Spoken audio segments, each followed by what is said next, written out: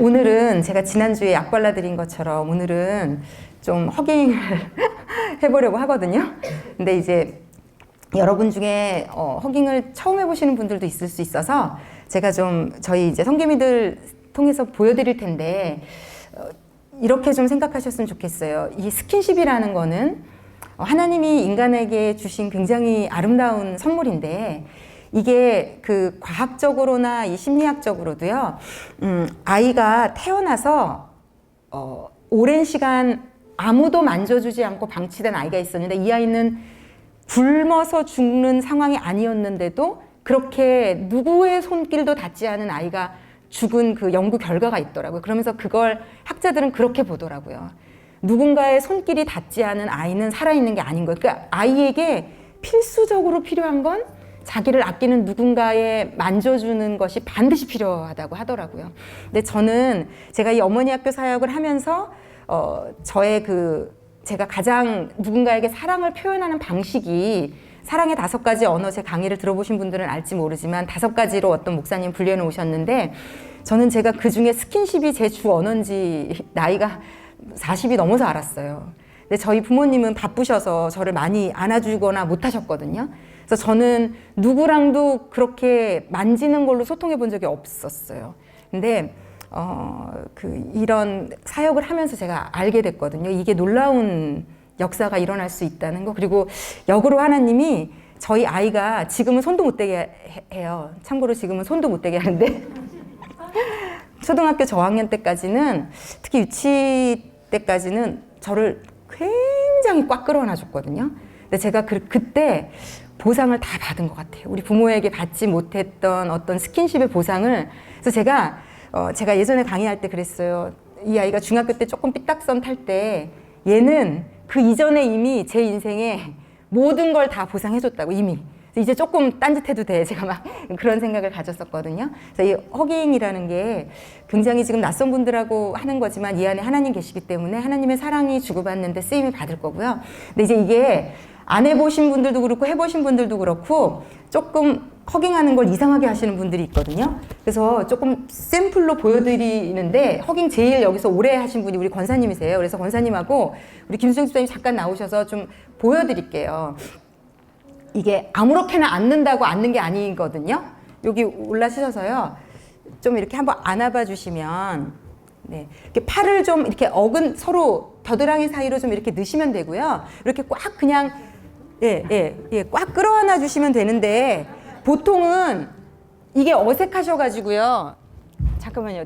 떨어지셔도 돼요, 권사님. 어색하시면요, 이렇게 엉덩이를 빼고 이렇게 여기만 이렇게 막 하시거나 아니면 허깅하는 게 이게 이렇게 모르는 사람이랑 1초 이상 안고 있는 게 어색하신 분들은 이상한 짓을 많이 하시거든요. 막 이렇게 막 두들기기도 하시고 막 문지르기도 하시고 막 뭐 하여튼 여러 가지. 그래서 5초는 세시면 좋을 것 같고요. 정 힘드시면 할 수 없지만 5초는 세시면 좋을 것 같고, 그리고 허깅 이렇게 마치신 다음에 쌩 하고 가시는데 그렇게 하시면 정없고 안 되고요. 이분하고 적어도 눈은 손을 잡고 한번 맞춰주고 다른 분하고 허깅을 하시면 좋을 텐데 여기 지금 그렇게 잘 안으시는 분들이 좀 섞여 계시거든요. 그래서 오늘 첫 시도인데 죄송하지만 별거 다 시키는구나 하시겠지만 요거 배우셔야 내 아이한테 가서 해주실 수 있습니다. 이게 안 되시는 분들은, 아이들은 사실은 굉장히 고플 수 있어요. 엄마의 손길에. 그래서 우리 죄송하지만 다 함께 자리에서 좀 일어나시고요. 오늘은 자기 조에 있는 분들하고 주로 허깅 하시면 됩니다. 좀 앉는 시간 잠깐 드릴게요.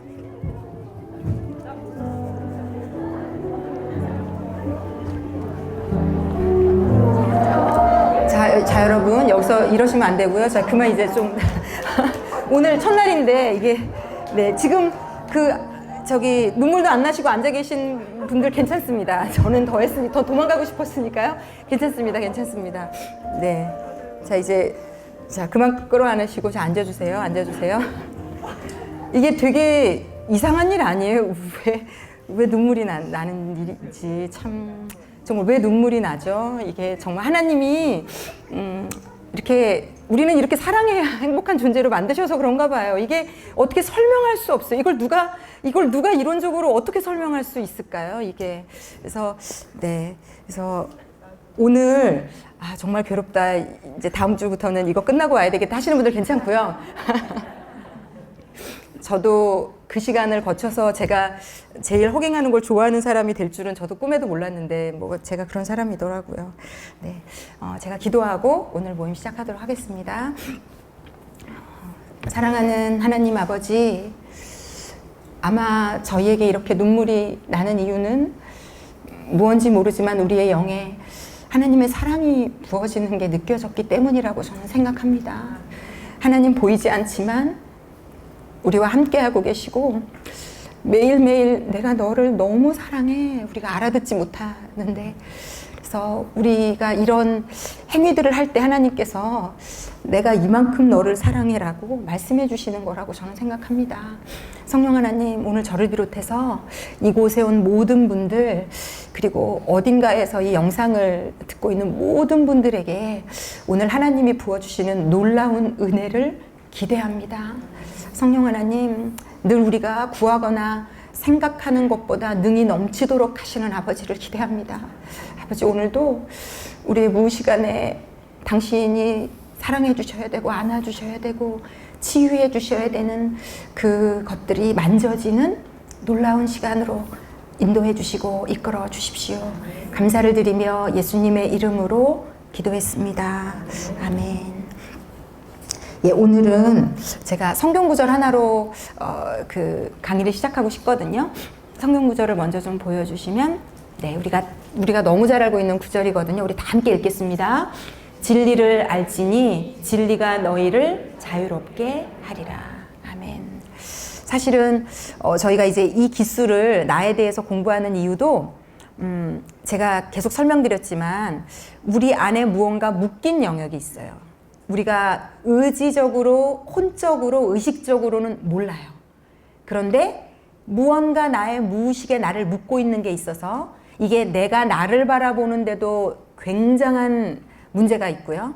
내가 나를 바라보는데 왜곡이 있고 문제가 있다 보니까 내가 만난 내 배우자를 이해하고 받아들이는데도 문제가 굉장히 발생이 되고, 무엇보다 더 우리에게 끔찍한 건 우리가 이 세상 무엇보다도 아끼고 사랑하는 그 영혼들에게도 해가 되고, 그 영혼들이 그래서 무언가 문제가 있는 삶을 살아갈 수도 있다는 거, 이게 우리가 나를 꼭 돌아봐야 되는 굉장히 중요한 사실이 되겠습니다. 그런데 지난주에 이제 설명드렸던 것처럼 육에 속한 사람, 혼에 속한 사람, 영에 속한 사람이 있는데 우리는 이제 예수를 믿고 나서 영에 속한 사람으로 살아야 되거든요.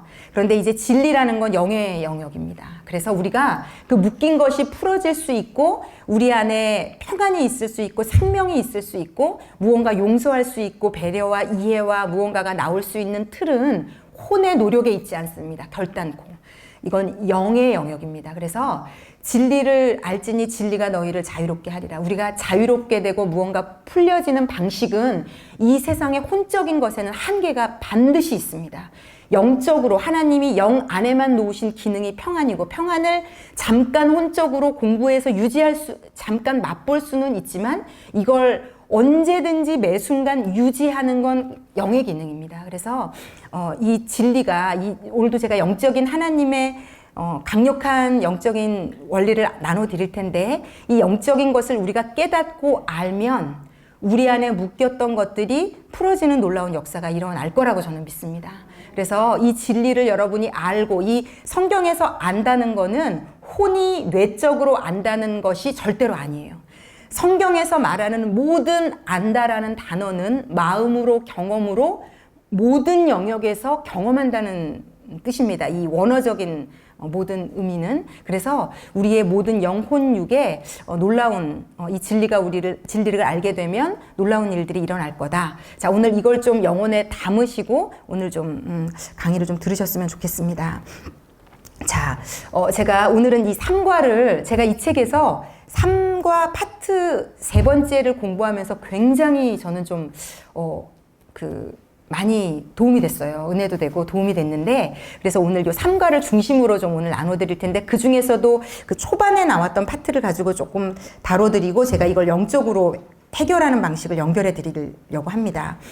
부모의 유형에 대해서 2가지 방식에 대해서 좀 설명을 드릴 텐데, 극단적인 이 안에서 내가 어떻게 양육받았나, 내가 어떻게 양육하고 있나, 이 2가지를 좀 찾아내시면 좋을 것 같고요. 제가 늘 말씀드리지만 우리는 어딘가의 방향으로 치우쳐 있습니다. 우리가 원래 마음이 태어날 때부터 부패해 있기 때문에도 당연히 그렇고요. 내가 이 세상에 많은 것들을 경험하면서 나는 저렇게 해야지, 나는 저렇게 하지 말아야지가 다 각자 다 달라요. 그래서 그 반대로 움직이거든요, 우리는. 그래서 문제는 뭔가 하면 그 반대로 움직이는 것이 내 아이는 나와는 또 시작점이 다르기 때문에 내가 움직이는 방향이 과하게 여겨지는 겁니다. 저도 제 부모를 돌아보니까 예를 들어 우리 아버지는 물질적인 어려움이 있으셨다가 자수성가를 시골에서 태어나셔서 여러 가지 서러움을 겪으시다가 자수성가를 하시니까 이분은 돈을 벌어서 내 자녀를 행복하게 해주는 게 목적이고 그쪽으로 과하게 치우쳐 있다 보니 저는 저희 아버지 때문에 많은 결핍을 안고 살았어요. 물질적인 혜택은 받았는지 모르지만 이게 우리의 기준이라는 게 다 something 뭔가 어딘가 영역이 죄가 묻어 있고 좀 잘못돼 있고요. 그걸 기준으로 우리가 열심히 무언가를 하다 보니까 나도 힘들고 내 배우자도 힘들고 가장 문제는 아이들이 피해를 입을 가능성이 큽니다. 그래서 이 영역을 어떤 식으로든지 발견하시는 것이 너무 중요하다. 이건 지금 5주째 내도록 말씀드리는 거고요. 지난주에 제가 말씀드렸지만 신경증은 다 내 탓이야가 이제 과하게 가면 극단으로 저 끝까지 갈 수 있는 거 다 내 탓이야. 다 내가 잘못했어. 무슨 일이 생겨도 심지어 그런 분도 있대요. 뭔가가 뭐 정부가 어디가 뭐가 잘못돼도 나 때문인가? 로 생각이 가는. 저도 그런 쪽이 좀 강하거든요. 굉장히 좀 많아요. 이상할 정도로. 그리고 그런데 이 반대 쪽으로 가는 분들이 있죠. 성격 장애. 다 네 탓이야. 뭐든지 다 네가 잘못해서야. 본인이 원인 제공한 건 아무것도 없다. 이것도 본인이 살기 위해서 정신적으로 뇌가 이상하게 작동해서 차단을 뭔가 자꾸 스위치를 끄는 거거든요. 자신에 대해서 생각 못하게. 괴로우니까, 힘드니까, 죽을 것 같으니까 다 네 탓이라고 돌려야만 사는 방식이 이제 길이 난 거죠. 그러니까 제가 보니까 우리는 다 한 끗 다 이상해요. 예, 이걸 인정할 수만 있어도 와 진짜 대단한 사람에서 일단 시작할 수 있고 이걸 인정만 해도 부부관계, 자녀와의 관계, 세상에서의 사람과의 관계에서 놀라운 진전이 있을 수 있는 내가 이상하다, 이상한 면이 있다. 그런데 꼭 있어요, 여러분. 꼭 있어요. 예. 자, 그런데 오늘은 그래서 부모의 양극단적인 두 가지 형태를 좀 소개해 드리려고 해요. 하나는 통제가 너무 강한 스타일의 부모, 또 하나는 너무 많은 자유와 독립성을 요구하는 부모. 이거 완전히 다른데 이 두 가지 다 심각하게 이 자녀들의 영혼에, 우리의 영혼에 문제를 일으켰던 일들이더라고요. 먼저 통제적인 부모를 좀 보면 이게 제가 이 책을 읽으면서 우와 좀 충격적인 시작이 충격적이더라고요. 어떤 엄마들이나 이분은 엄마들을 많이 만나니까요. 상담을 하고 내 아이 키우기가 너무 힘들다. 내 아이가 별나다. 얘는 왜 이렇게 내 손에 안 잡히는지 모르겠고 왜 이렇게 얘는 힘든지 모르겠다. 그런데 이것도 제가 호구가 있다는 걸 알고 좀 놀란 거예요. 누가 봐도 힘들게 하는 아이가 있잖아요. 진짜. 다 쳐다보면서 진짜 쟤 힘들겠다. 부모 엄마가. 이런 아이가 있을 수 있는데 어떤 아이는 아이가 평균보다 조금 낮을 수는 있으나 일반적인 바운더리 안에 드는 아이인데도 엄마가 못 견디면서 아이가 통제가 안 된다고 괴로워하는 엄마들이 있는 거예요. 그런데 그 부분이 이렇게 역으로 이분이 얘기하더라고요. 혹시 어쩌면 아이가 문제가 아니라 아이는 지극히 평범한데 당신이 통제적인 성향을 가진 사람이라 아이가 손에 안 잡히는 게 힘든 걸 수도 있으니 그걸 알아봐라. 예를 들어 아이를 전문가에게까지 물어봤는데 애가 너무 힘들어서 너무 힘들어요. 저는 쟤 때문에. 그래서 심지어 전문가 상담까지 했어. 근데 전문가가 볼 때 얘는 너무 정상이에요. 그리고 이 책에서 제가 푹 하고 웃은 용어가 있어요. 말을 안 듣는 것은 아이의 정체성이다. 이런 놀라운 그 정의 들어보셨어요? 말을 안 듣는 건 아이의 정체성. 그러니까 애는 말을 안 듣는 게 맞다, 당연하다, 정상이다예요. 내 아이가 말을 안 들어. 얘 이상한 거 아니에요. 정상입니다. 얘는 너무 정상이네요. 얘 막 소리 지르고 짜증내고 신경 지르고 아우 정상입니다. 이렇게 우리는 너무 그러니까 우리 안에 아주 잘못된 또 이 기준점이 하나 있는 게 뭐냐면 말 잘 듣는 아이가 태어났으면 좋겠다. 말 잘 듣는 아이가. 그거 자체가 잘못된 거라는 걸 제가 그거 자체가 많이 잘못된 겁니다. 부모라는 존재는 뭐냐면 이 아이가 이 세상에서 유일하게 자기 나이에 맞는 행동을 마음대로 펼칠 수 있는 장인 거예요. 그래서 그걸 잘 수용받은 아이들이 건강한 내면과 인격을 가지고 잘 크는 거라고 하더라고요. 그래서 아이를 어릴 때부터 말 잘 듣게, 말 잘 들어야 돼. 그래야 착한 아이야. 막 주입시키고. 그래서 그 아이로 하여금 수치심과 죄책감이 어릴 때부터 나는 걔가 짜증내고 울지만요. 마음은 이미 만신창입니다. 나는 저렇게까지 엄마가 말을 잘 들으라고 하는데 계속 안 들은 걸 보니 나는 맞아도 되고 혼나도 되고 뭐가 잘못돼도 되로까지 애들이 가더라고요. 그래서 이 책을 보면서 그게 제일 충격적이었는데 책을 좀 오늘은 몇 부분을 좀 찾아보려고 하는데요. 책의 206쪽을 좀 펴주시고 안 가져오신 분들은 같이 보셔도 되고 제가 읽어드리겠습니다. 제가 이 책을 이 부분을 읽으면서 좀 놀랐어요. 네. 206쪽에 위에서부터 둘, 넷, 다섯, 여섯째 줄 밑에 위에서부터 여섯째 줄, 일곱째 줄을 보시면요. 조금 전에 제가 해드린 얘기인데 만약 누가 보아도 아이가 심하게 말을 안 듣고 문제 행동이 심하고 생활 연령에 비해 발달이 많이 떨어진다면 그것은 한숨만 쉬고 있을 문제가 아니에요. 전문가를 찾아가서 어떤 도움이 필요한지 빨리 의논해야 합니다. 전문가를 찾아가 봤더니 괜찮다고 해요. 그런데도 내 아이의 부족한 면이 자꾸 눈에 띈다면 그때는 나에게 통제적인 면이 있나를 생각해 봐야 합니다. 그리고 이건 나의 부모에게서 왔을 가능성이 아주 크죠. 통제적인 사람일수록 상대의 미숙한 면이 잘 보여요. 통제적인 사람은 대부분 좀 불안합니다. 불안은 강박적이고 완벽주의적인 것과 관련이 있습니다. 그러니까 이런 거예요. 내가 강박이 있고 완벽주의면 불안이 따라붙어요. 그러니까 이것과 불안을 분리할 수 없습니다. 완벽주의적인 면이 있는 분일수록 내면의 불안과 두려움이 많다. 이거 그럴 수밖에 없고요. 그래서 100가지 중에 90가지를 잘해도 못하는 10가지가 더 크게 확실하게 눈에 보이죠. 유독 내 아이의 부족한 면이 두드러져 보이는 것입니다. 이럴 경우 아이에게 전혀 문제가 없고 엄마인 나에게 문제가 있다는 겁니다. 그 밑에도 좀 읽어볼게요. 부모가 아이를 바라볼 때 내 생각에 너는 이 정도는 할 수 있을 것 같은데 왜 그거밖에 못하니? 이런 멘트. 넌 왜 하지 말라고 그렇게 말했는데 계속 그걸 하니? 이렇게 정성을 다해 키웠는데 왜 이 정도도 못 따라와 주니? 이만큼 노력하고 이만큼 사랑을 퍼부었으면 바뀌어야 하는 것 아니냐? 아니니 등의 생각들이 너무 강하게 든다면 부모 자신에게 통제적인 면이 있는 것이라고 볼 수 있어요. 우리 애는 감기에 자주 걸려요. 그래서 외출해서 돌아오면 손부터 씻으라고 마르고 닳도록 말하는데 그걸 왜 안 하는지 모르겠어요. 밤새 공부해서 1등을 하라는 게 아니에요. 책 다 사주고 학원도 보내주고 놀이공원도 데려가고 해달라는 거 다 해주는데 왜 공부를 못할까요? 전 정말 아이한테 욕심 없어요. 그저 코 좀 잘 닦았으면 좋겠어요. 맨날 안 닦고 콧물을 질질 흘리고 다녀요. 왜 말을 안 듣는지 모르겠어요. 이런 것들도 사실 이게 좀 충격적이었어요. 모두 통제적인 것입니다. 그러니까 내가 아이의 모든 내가 눈에 띄는 그걸 해결해서 고쳐야 속이 시원한, 물론 다 맞는 말이에요. 손 씻으라는 것도 코 닦으라는 것도 부모로서 할 수 있는 말이지요. 그러나 아이가 그 말을 듣지 않아 미칠 것 같다면 그것은 지나친 것입니다.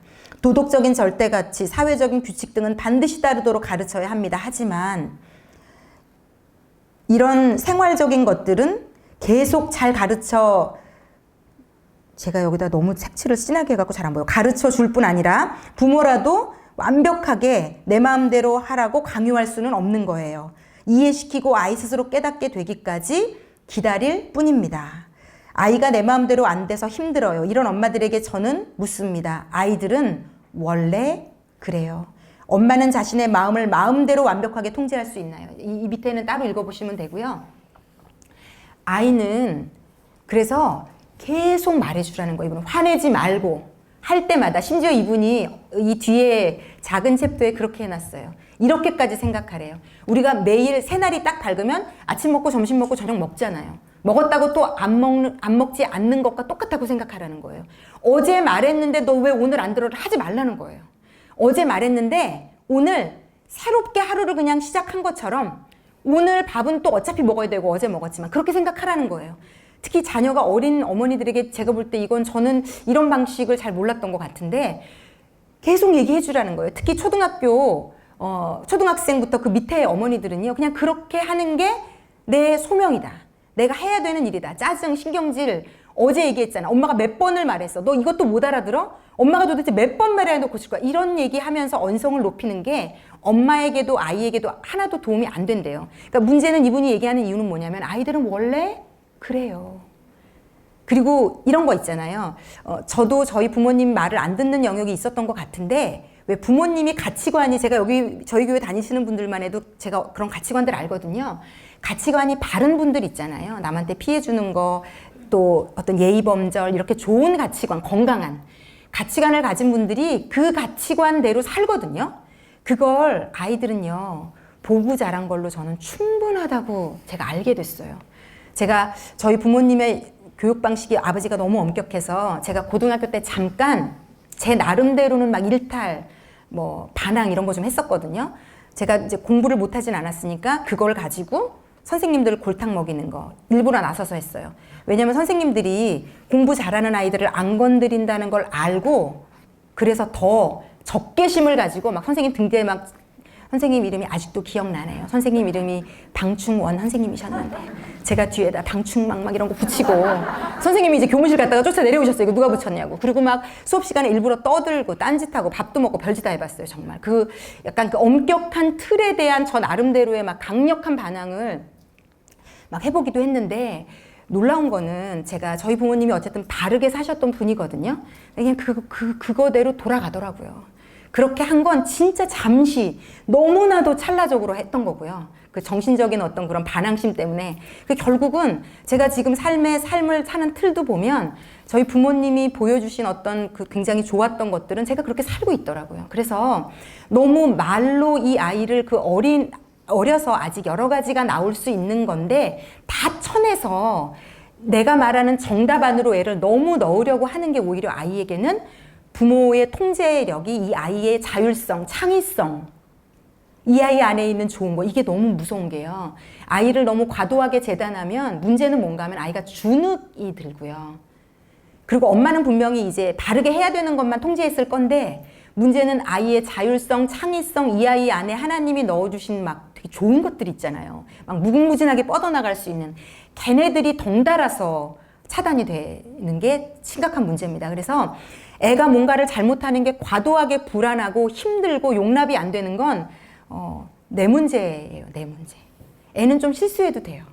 그리고 조금 예의 없을 때는 사과하고 잘 가리키면 돼요. 그럼 아이는 그 가리킨 게 모여서 바른 방향으로 가는데 이걸 과도하게 매를 때린다거나 소리를 지른다거나 야단을 친다거나 하면 이제 이 아이에게 그것은 나쁜 기억으로 남고 그것을 하는 것에 대한 굉장히 저항감이 이제 생기게 되는 상황이 되는 거죠. 그래서 요걸 제가 지금 이렇게 길게 읽어드린 이유는 딱 하나예요. 불안하면 내 아이가 무언가를 실수하거나 좀 잘못하거나 하는 것이 너무 내가 용납이 과하게 안 되면 내 문제다. 그러니까 이건 내가 찾아서 내가 해결해야 되는 문제다로 좀 가보셨으면 좋겠고요. 두 번째 제가 완전히 반대로 다루고 싶은 거는 제가 이 책에서 제가요 이번 기수 이 책 읽으면서 제 옛날의 문제 중에 하나를 찾았어요. 그래서 너무 소름이 끼칠 정도로 좀 소름이 끼치고 그리고 반갑기도 했거든요. 내가 이래서 이렇구나. 제가 이따가 그것도 좀 나눠드릴게요. 그런데 그 영역이 어디냐면 허구의 독립성이라는 거예요. 저희 부모는, 저희 아버지는 통제력이 강했기 때문에 제가 통제받고 자랐다는 걸 알거든요. 그런데 우리 부모님은, 저희 친정엄마는요, 또 자율성이 장난이 아닌 분이에요. 아버지는 통제가 강하고, 저희 친정어머니는 모성애가 거의 없으세요.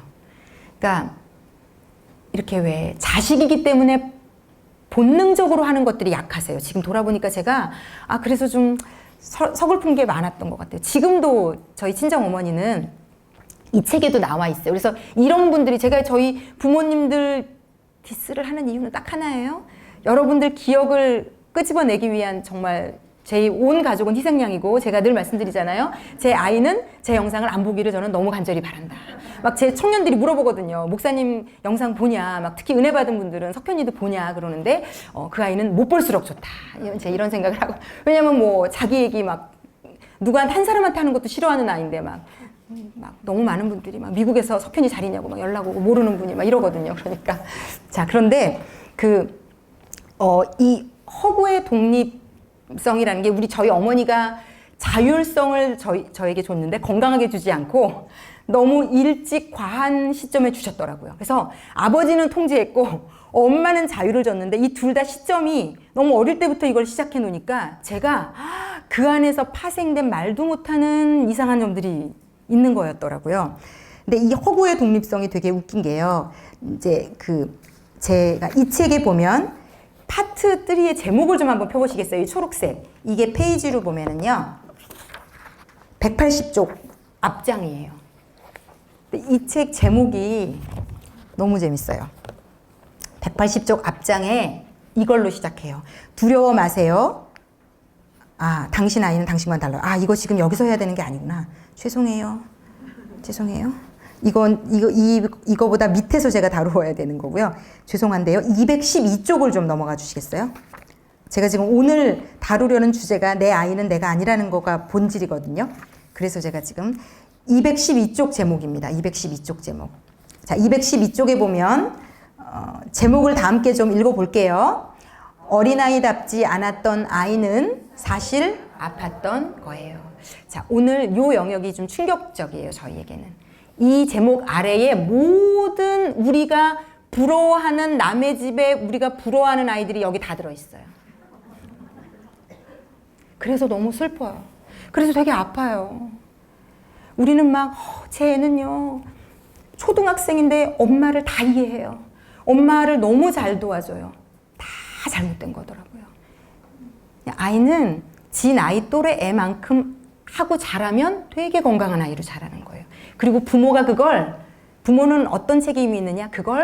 그 아이 나이 또래의 찡얼거림과 떼씀과 분명히 엄마가 동생 때문에 애쓰고 있는데 옆에서 못 기다리고 하는 그 애니까 할 수 있는 그 엄마를 힘들게 하고 열받게 하는 이걸 해주는 게 부모더라고요. 그러니까 애가 힘들다고 애한테 계속 강요하는 거죠. 너 엄마가 지금 동생 때문에 힘든 거 보여 안 보여? 네 건 네가 알아서 할 수 있잖아. 이건 네가 알아서 해. 그러니까 너무 과도하게 그 나이 또래 아이들이 아무도 그 정도 하지 않는 것을 자율적으로 하라고 강요하고 그걸 시키는 것은 아이의 영혼에 데미지가 있고요. 그리고 어른들은 자랑해요. 우리 애는요, 일찍부터 독립적으로 알아서 해요가 굉장히 그런 용어는 잘못된 거더라고요. 그래서 이 독립성 앞에 허구가 붙는 거예요. 이게 너무 무서운 말이었더라고요. 독립성이 아니라 그게 허구의 독립성. 엄마만 그렇게 인식하는 독립성. 이 아이는 자립한 게 아니고요. 허구로 독립을 해서 이 아이의 진짜 문제는 그래서 언제 나타나냐면 엄마가 됐을 때 심각하게 나타나요. 엄마가 됐을 때 애가 짐처럼 느껴지거나 애가 하나도 보고 싶지 않거나 애에게 애정이 느껴지지 않는 많은 부모 중에 이렇게 큰 사람들이 많다는 거예요. 너무 어릴 때부터 독립적으로 네가 해를 강요받은, 그리고 집안의 사정상 집에 장애인 형제가 있던지 너무 집안이 문제가 생기고 어려워서 내가 차마 엄마에게 찡얼거릴 수 없는 걸 알고 이 아이가 알아서 스스로 기었던 아이들, 그러면서 동네 사람들에게 모든 사람에게 선생님에게까지 칭찬을 받으니까 거기서 나올 수가 없는 거예요. 얘가. 그 칭찬 감옥에 우리가 애들을 다 몰아넣고 그 나이에는 짜증내고 신경질내고 울 수 있는데 너무 칭찬을 막 때려 막 선생님부터 어른들부터 막 동네 분들부터 어쩜 그렇게 너는 기특하니 잘하니 엄마를 돕니, 그래서 이 아이가 그 금밖을 절대로 못 나오게 어른들이 다 애를 가둬서 이 아이는 허구의 독립성으로 컸던 거예요. 와, 제가 이 말이 너무 무서운 말이구나. 어린아이답지 않았던 아이는 사실 아팠던 거예요.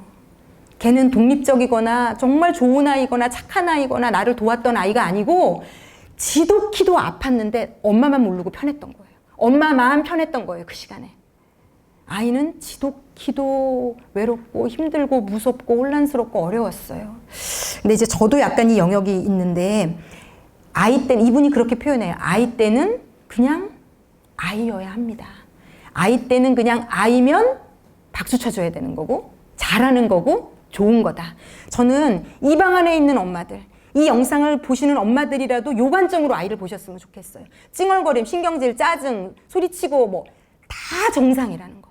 하나도 이상한 게 아니라는 거. 그걸 꺾고 깎고 다시는 못하게 하는 것에 우리의 집중과 목적이 있으면 안 된다는 거. 오늘 내일 다시 밥 먹고 다시 새날을 맞이하는 것처럼 내일 또 반복될 수 있다. 오히려 머리로 생각하고 하나님께 이걸 받아들일 수 있는 마음의 여유를 달라고 기도하고 다시 시작하는 마음으로 매일매일 우리가 그걸 영원히 해야 하는 건 아니잖아요. 그 또한 그 시간은 지나가더라고요. 제가 제 아이가 이제 20살이 넘고 보니 그때 좀 더 잘할 걸. 그게 어떤 영역에는 뼈 아프게 절실한 게 있어요. 제가 요즘 맨날 사과하거든요. 애는 기억도 못 한다는 거예요. 근데 무의식에 있겠죠. 그게 너무 미안해요. 그래서 제가 기도하거든요. 석현아, 그때 엄마가 이렇게 했던 거 너무 미안해. 그때 네가 모르고 한 건데, 제가 지난번에도 말씀드렸지만 어쨌든 저는 제 마음의 짐도 덜고 싶어서 계속 사과해요. 지금 왜냐면 지금 너무 아프더라고요. 그때 왜 그랬을까? 안 그랬으면 사랑만 줘도 모자란 시간은 이렇게 지나갈 건데 그때는 마치 특히 애가 어리신 어머니들 생각 드시잖아요. 끝나지 않을 것 같지 않습니까? 이 양육 지옥이 끝나지 않을 것 같은 막 그런 특히 애들 막 1살, 2살, 3살 막 엄마 화장실도 못 가게 하는 자 이제 화장실만 못 가게 하는 게 아니라 네가 나갈수록 좋다 나는 이런 날이 옵니다. 네가 내 눈에 보이지 않으면 너무 난 자유롭다. 막 이런 너무 슬픈 날이 와요. 이 양극단이 우리 인생의 아이들이 그래서 아까 우리 집사님도 허깅 연습 저희가 여러분들 오시기 전에 했거든요. 아이들이 이제 거의 뭐 30대고 막 20대 중반이 되니까 너무 이게 하고 싶은데 그들은 해주지 않는다. 그들은 원하지 않는다. 하려고 하면 너무 괴롭다. 저 엄마가 왜 저러나. 그래서 하실 수 있을 때 하셔야 돼요. 이런 건 다 한계가 있습니다. 그래서 하실 수 있을 때 하셔야 되는데 자 이것도 책을 한번 좀 찾아볼게요. 212쪽 피고 계시죠? 여기 좀 읽어볼게요. 자 아이 때는 그냥 아이여야 합니다. 말 안 듣고 철없고 때도 부리고 조르기도 하고 까불기도 하고 근데 우리는 말 안 듣는다고 야단치고 철없다고 야단치고 떼쓴다고 야단치고 조른다고 야단치고 까불어도 야단치잖아요. 아이는 야단을 치지 마시라는 얘기가 아니라 이 감정을 실어서 이렇게 막 계속 그렇게 하면 안 된다. 자, 아이는 아이답게 자랄 때가 가장 건강합니다. 누구든 그 나이에 맞는 행동을 할 수 있어야 가장 건강한 겁니다. 자, 글을 보낸 분들 중에 어렸을 때부터 지나치게 독립적이었던 분들이 많았어요. 어린 나이답지 않게 술주정뱅이 아버지를 챙기고 자기중심적인 엄마의 비유를 맞추고 어린 동생들을 도맡아 보살폈던 분들입니다. 주변 어른들은 이런 아이를 보면 칭찬해요. 그런데 사실은 자발적으로 한 행동이 아닌 경우라는 거죠. 사랑받기 위해서, 살기 위해서 어쩔 수 없이 한 행동일 때가 많습니다. 인간에게는 꼭 채워져야 하는 의존 욕구라는 것이 있습니다. 이게 문제라는 거예요. 애기들은 특히 애들은요. 의존해야 살아요. 심지어 우리도 남편에게 기대고 싶어 하는데 애들은 말할 수 없이 의존 욕구가 강력하거든요. 독립적이나 의존적이냐 하는 것과는 전혀 독립적이냐 의존적이냐 하는 것과는 전혀 다른 차원의 문제라는 거죠. 중요한 사람에게 조건 없이 가장 소중한 존재로 여겨지는 경험, 사랑이 필요할 때는 사랑을, 위로가 필요할 때는 위로를, 보호가 필요할 때는 보호를 받아야 하는 기본적이고 생존적인 욕구가 바로 의존 욕구라는 거예요. 그런데 이 의존 욕구를 채우지 못하고 어른스러워야 했던 아이들은 허구의 독립성을 갖게 됩니다. 실은 의존적인데 겉으로는 독립적인 것처럼 보이는 것입니다. 어린 시절에 허구의 독립성을 가질 수밖에 없었던 사람은 인생의 모든 것이 일처럼 느껴질 수 있어요. 그래서 이런 분들은 애를 낳아도 애한테 애정이나 사랑이 가기보다 얘가 나에게 일인 거예요. 일이 더 크게 와서 닿아서 행복하거나 남들은 애를 너무 이뻐하는 분들을 보면 신기하고 왜 나는 애가 안 이쁘지? 근데 이분도 힘들고 어렵게 그래서 어떤 감정이 어딘가가 불락이 돼 있는 거죠. 그래서 이거를 찾으셔서 이제 주 안에서 해결을 하셔야 되는데 그 방식은 제가 좀 오늘 마지막에 좀 설명을 드리겠습니다. 자, 그래서 자기 나이대로 하는 것이 너무 중요하고 우리가 그 나이 또래에 맞춰서 아이를 키워내는 게 중요하고 오히려 너무 어른스럽게 행동하는 아이에게 계속 이 책에 보면 알려주라고 얘기해요. 동생 때문에 네가 너무 희생하고 있는데 엄마가 알아. 이것만으로도 아이가 너무 여기에 짐이 덜어져요. 우리 엄마 힘든데 애들은 엄마나 아빠가 우주거든요. 그리고 그 엄마가 힘든 게 애들은 본능적으로 싫대요. 그러니까 우리도 다 그렇게 자랐어요. 본능적으로 싫은 거예요. 그래서 제가 항상성 얘기해드린 것처럼 무언가 모자란 데 가서 자기도 어려서 그 짐을 질 힘도 없는 게 엄마만 보이니까 그 엄마를 도와주고 싶어서 가서 쓰는 거거든요. 부담스러울 정도로. 그래서 말도 잘 듣고 싹싹하게 하고 그걸 엄마가 그것 때문에 칭찬해주고 웃으면 그걸 또 한 번 보려고 이 어린애가 그걸 감당할 능력도 없으면서 몸이 부서져라 그걸 하는 거예요. 우리가 왜 아프리카나 이런 데서 막 어린애들이 제가 케냐도 갔다 오면서 마음이 너무 아팠거든요. 너무 어린 초등학교 저학년 아이들이 물지개를 막 치고 동생을 업고 과도하게 그 나이가 할 수 없는 일들을 하는 걸 보면 왜 우리가 너무 불쌍해 그러잖아요. 이런 아이들은 눈에 보이지 않는 짐을 지고 매일매일 그 노동을 하고 산 거예요. 그러니 얼마나 아이들이 힘들었겠나, 지쳤겠나, 어려웠겠나. 그리고 이 세상에 엄마 앞에서 찡얼거리고 울어보면서 애들은 스트레스를 해소하는데 내가 유일하게 스트레스를 해소할 수 있는 존재에게 그걸 못하고 그 사람이 좋아하는 것만 계속 해내야 되는 그 아이가 얼마나 어려웠겠는가라는 생각이 들어요. 그래서 이게 굉장히 이제 심각해질 수 있는데 그 다음 장으로 한번 넘어가 보시면 이제 제가 발견했다는 저의 문제를 어디서 발견했냐면요. 그리고 이런 분들이요. 이렇게 큰 분들이요. 자기 자식을 이렇게 키운대요. 네가 다 알아서 해. 엄마도 그랬어. 엄마도 요 나이 때 요렇게 했으니까 너도 그렇게 하라고 키운대요. 그리고 또 이렇게 키운 분들이 아이로부터 또 자기가 이제 엄마한테 그 어릴 때는 무조건적인 위로를 못 받았잖아요. 찡얼거리지도 못해보고. 그러니까 이게 심각한 문제는 뭐냐면 내가 내 부모한테 그걸 찡얼거려서 받아냈어야 되는데 이게 우리 영혼 안에 사라지지 않고 있다는 게 문제인 것 같아요. 그러다가 언제 이걸 받으려고 하냐면 이제 배우자나 아니면 더 심각한 문제는 내 애한테 받으려고 한대요. 그래서 내가 그 허구의 독립심을 가진 아이로 계속 키우는 거예요. 얘를 강요하면서. 그러니까 그 첫 번째 오히려 내 부모는 상황이 그럴 수밖에 없어서 그랬다면 나는 그렇게 컸기 때문에 오히려 애한테 그걸 나도 모르게 강요를 하게 되는 거예요. 그리고 걔한테 또 기대고. 그러니까 얘는 너무 어린 나이에 이 큰 내가 오히려 기대야 되는데 그 사람이 나를 기대는 걸 보는 말도 안 되는. 그래서 이런 아이들이요. 왜 엄마들 중에 저는 친구 같은 엄마가 되는 게 네, 친구는 있어요, 어머니 여러분. 친구라는 존재는 이 세상에 있어요. 근데 왜 하나님이 엄마라는 아빠라는 고유의 영역과 역할을 주셨는데 왜 엄마로 하나님이 부르신 내가 이 아이의 친구가 되기를 그렇게까지 자처하는가? 이건 다 나한테 문제가 있는 거거든요. 그러니까 친구같이 아이와 소통하고 이러는 게 잘못됐다는 얘기가 아닙니다. 그런데 거기에 약간 강박적으로 매달리는 분들이 있어요. 이 아이와는 친구 같아져야 된다. 왜냐하면 부모에게 한 번도 그런 느낌을 받지 않았던 분들이 너무 그리고 애한테도 요구를 해요. 물어보고. 엄마가 친구 같은 엄마지만 되게 이상해요. 우리가 생각해보면 아이 입장에서 본다면. 그래서 어찌되었건 이런 이제 영역이 있을 수가 있고요. 그래서 214쪽에 보면 네, 하나 둘 셋 넷 다 여섯 일곱 여덟째 줄 볼게요. 첫 번째 단락 뒤에 육아에 지치고 힘들 때 형제 중 첫째에게 또는 순한 아이에게 온전히 의젓하기를 강요합니다. 예, 이거 무서운 것 같아요. 형제 중 첫째 아니면 순한 아이, 유독 그게 먹히는 아이. 얘는 완전히 타겟이 되는 거죠. 순하다는 이유 하나로.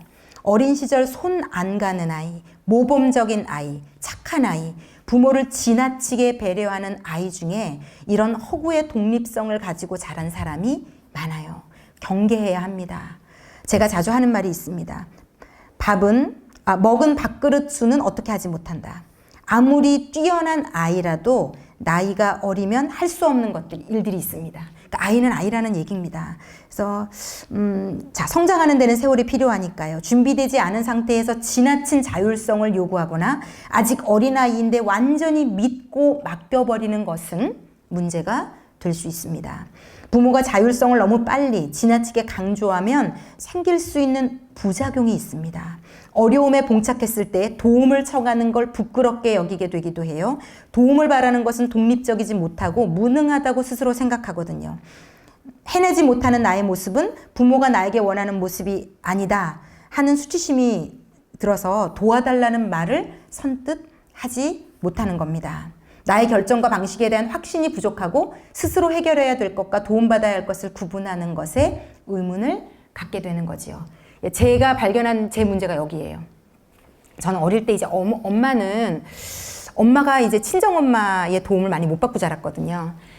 그러니까 일단 그거를 모르기도 하셨고, 또 저희 어머니의 성향이 굉장히 외향적이고 바깥에서 많이 다니시고 집에 잘 안 계시는 성향, 선생님이셨고, 그리고 시간만 나면 밖에 계셨어요. 그러니까 집에서 엄마에게 따뜻한 돌봄과 어떤 엄마가 밥을 해준다든지 무언가를 챙겨준다든지 이런 느낌을 거의 못 받고 자랐던 것 같아요. 그리고 엄마가 어릴 때부터 약간 자율적인 아이가 멋있고 똑똑하고 나중에 성공한다는 생각도 가지고 있었어요. 그래서 아직도 기억이 나는 게 초등학교 아주 저학년 때 한 번도 버스를 타본 적이 없는데 제가 반포에 살았는데 반포에 살 땐가 사당동에 저희 이모 할머니 집에 아직도 생생하게 기억이 나요. 이모 할머니 집에 물건을 갖다 주라고 저를 시켰어요. 너무 무서웠어요. 진짜 너무 무서웠어요. 그리고 제가 그때까지 엄마랑도 막 떨어져 있고 내성적이고 해서 되게 그때는 지금은 외향적인데 그 외향적인 성향의 아이가 완전히 눌려있던 주눅이 들어있던 상태였거든요. 그러니까 어른들에게도 잘 이렇게 뭐 주세요 막 이렇게 얘기 가서 자연스럽게 당당하게 못하고 막 이랬던 시기였는데 버스를 타고 뭘 갖다 주라고 하는데 일단 그 상황 자체가 너무 무서웠는데 엄마한테 무섭다는 얘기를 못했어요. 엄마 내가 뭐 얘기해도 엄마가 할 수 있다. 그 눈빛이 진심이었어요. 제가 할 수 있다는 게. 이제 그분은 진심이다. 나는 너무 무섭고 너무 힘들고 너무 죽을 것 같았는데 그러니까 그 과정을 저는 크면서는 그냥 잘 해석했던 것 같아요. 내 스스로 나를 살리려고. 그냥 우리 엄마는 어릴 때부터 저를 그렇게 했어요. 그래서 제가 되게 독립적이고 자립적으로 잘 큰 것 같아요. 제가 그냥 이렇게 해석했거든요. 그리고 치웠는데 제가 이걸 읽는데 이 줄에서 제가 눈이 딱 멈춰서 이게 진도가 안 나가면서 울컥 하더라고요. 아, 내가 그때 힘들었구나. 왜냐면 제가 말씀드렸잖아요. 제가 누구한테 부탁을 못해요. 근데 좀 과하게 못해요. 다른 사람은 몰라요. 왜냐면 저 혼자 얼마나 수천 번을 그 한 번을 부탁하기 위해서 얼마나 전화기를 잡았다가 놓기도 하고 수천 번을 이런 멘트를 할까? 요렇게 얘기할까? 아무렇지도 않게 얘기할까? 요렇게 얘기할까? 톤은 어떻게? 제가 이 안에서 시뮬레이션을 수십 번을 수백 번을 하고 그게 너무 괴로우면 아 잠깐만 오늘 부탁하지 말고 내일 부탁해야지. 이렇게 이게 너무 이상한 거 아니에요? 근데 너무 이상하게 부탁을 못해요, 제가. 근데 제가 딱 찾았어요, 여기. 너무 그렇게 딱 써놨더라고요. 그러니까 제가 어릴 때 저희 어머니가 이제 버스를 태워서 보내는 요 방식만 그날만 자율성을 요구했던 게 아니지 않겠어요? 그러니까 이렇게 하실 수 있는 분이라면 삶의 모든 방식을 저에게 그렇게 요구했을 가능성이 크거든요. 그러니까 할 수 있다고 생각하고 그냥 딱 던져주고 엄마는 집에 없고. 그러니까 내가 할 수밖에 없고. 이렇게 계속 살았는데 그러다 보니까 이런 아이들이 마음 밑바닥에 죄책감이 있는 거예요. 내가 해야지만 잘하는 건 거예요. 누구한테 부탁하는 거는 자율성이 떨어지는 거고 우리 엄마가 기대하는 그것을 충족하지 못하는 거고 잘못하는 거라고 생각이 있는 거죠. 그래서 이게 마음 안에 수치심으로 돼 있어서 절대로 부탁하지 않고 혼자 다 해야 되는 거예요. 그리고 혼자 다 하는 거에 굉장히 만족감과 자부심이 있어요. 왜냐면 엄마가 그걸 칭찬했고 잘한다고 했고 그리고 제가 많이 들었어요. 우리 애는 사당동도 그날 이후로 사당동 혼자 갔다 온 게 우리 엄마에게는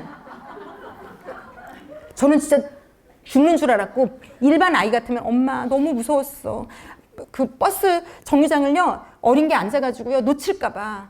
그리고 아저씨는 너무 무섭고 이게 정말 여러분은 상상을 못해요. 제가 그때를 잊었는데 다시 다 끄집어 내봤어요. 그랬더니요 너무 무섭고 너무 힘들고 이러다가 내가 다시 못 애니까 별의별 상상도 다 하고 집에 만약에 버스 막 정류장 계속 확인하고 막 그러니까 그 아이가 살아남기 위해서 너무 많은 어른들은 그게 막 바로 입력이 돼서 다다다닥 되는데 이 아이가 세상에서 처음 맞닥뜨리는 자율성을 너무 어릴 때 허락을 받으면요. 그걸 해결하기 위해서 뇌가 과하게 활성화가 되고 과하게 일을 하고 과하게 몰두를 한단 말이죠. 그래서 막 그때 그 불안과 두려움과 그 이후로도 근데 그걸 엄마한테라도 엄마 너무 무서웠어. 나 다시는 못해. 막 이렇게 어리광을 피우고 짜증도 내고 무언가를 했어야 되는데 전혀 못해서 눌려있는 상태에서 막 엄마는 사방에 칭찬을 한단 말이죠. 막 그러면 또 그 어른들은 저를 막 되게 막 괜찮은 막 똑똑한 아이 막 어릴 때부터 자립적인 아이 막 부러워하는 아이 우리 집 애한테 가서 얘기해야지 막 그래서 저도 피해자인데 제가 다른 집에 이름이 불려다니면서 그 집 아이를 주눅들게 하는데 쓰임받고 있는 놀라운 사람으로 제가 이게 얼마나 이상한 건지 이해되세요?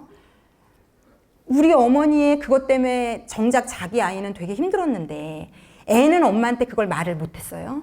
그런데 우리 엄마는 그걸 또 남한테 자랑해요. 그런데 그걸 들은 다른 엄마들은 너무 부러워해요. 내 애도 그렇게 해야 되겠다 그래서 애가 안 되면 저 집에는 몇 살인데 이렇게 또 갔다 왔다네. 너는 이것도 못하니? 그래서 걔는 눈에 보이지 않는 애 때문에 괜히 혼도 더 나. 그러니까 우리 부모도 그랬고 우리도 이런 말도 안 되는 삶을 우리도 살아요. 뭐가 뭔지 모르게 뒤죽박죽. 우리가 설정한 좋아 보이는 걸 우리가 그냥 막 그 상황도 제대로 정말 모르면서 막 요구하고 내 아이에게 그 기준치를 따라가라고 막 얘를 압박하고 쟤는 이 정도까지 했으니까 너는 요만큼이라도 해야지. 막 기준치를 그런 식으로 막 정하고 이게 그래서 제가 아버지 제가 알았네요. 왜 부탁을 못하는지. 그래서 이제 모르겠어요. 이게 근데 언제 해결될지는 모르겠지만 하나님 앞에 이 과거에 있었던 이런 일들을 좀 가지고 갔으면 좋겠다. 그래서 저는 오히려 제 아내는 반대로 내 아이에게는 너무 어릴 때부터 무언가를 네가 다 해를 하지 않고 싶은 마음이 있어요. 이거는 근데 모든 부모가 두 가지로 갈려요. 나도 했으니까 내 애도 당연히 해야 된다고 해서 그걸 계속 주입시키면서 시켜보는 부모가 있을 수 있고 자, 이거는 근데 오해하시면 안 되는 게 아이가 자율적이 되고 독립성을 기르는 건 당연히 해야 되는 일이고 모든 부모의 궁극적인 목표예요. 그게 성경적이기도 해요. 부모를 떠나 아이를 독립시키는 게 부모가 할 일이니까요. 그런데 이게 단계가 있고 나이가 있고 수준이 있다는 걸 우리가 인식하지 못하면 이 당연히 해야 되고 바람직한 게 우리 아이에게 상처가 되고 우리 아이를 묻기도 하고 저처럼 커서 누구한테 부탁을 아무한테도 못하는 그래서 어떨 때는요. 부탁하면 100배 나은 일을 혼자 그냥 해요. 제가 그냥 혼자 해요. 참 슬픈 일이죠. 그리고 하나님 관점에서 보자면 많이 슬픈 일이죠. 왜냐하면 이건 네가 다 할 수 없어서 주변에 할 수 있는 이런 분들이랑 같이 일하라고. 제가 찬양인도 할 수 없고 제가 뭐 다 할 수 없고 그래서 하나님은 우리를 다양하게 만드셨고 그래서 그 다양한 사람이 조합으로 함께 하라고 하나님이 인간을 만드신 건데 그걸 누구한테 부탁도 못하고 혼자 끙끙대고 부탁해서 같이 하면 훨씬 더 좋은 효과를 낼 걸 알면서도 부탁하는 거를 하느니 차라리 내가 혼자 힘들자. 이걸 선택해야 되는 이 아이러니가 나의 어릴 때의 그런 상황에서 왔다고 생각하니까 이게 참 충격적이라는 생각이 들었어요. 우리도 다 이런 면이 있을 수 있다. 그래서 좀 알아내실 수 있으면 너무 좋겠다라는 생각이 듭니다. 그리고 이 책을 이 영역을 좀 마무리를 해드리자면 그래서 제가 이거는 임상적으로도 알아요. 집에 애가 둘인데 유독 둘 중에 한 명이 문제를 많이 일으키잖아요.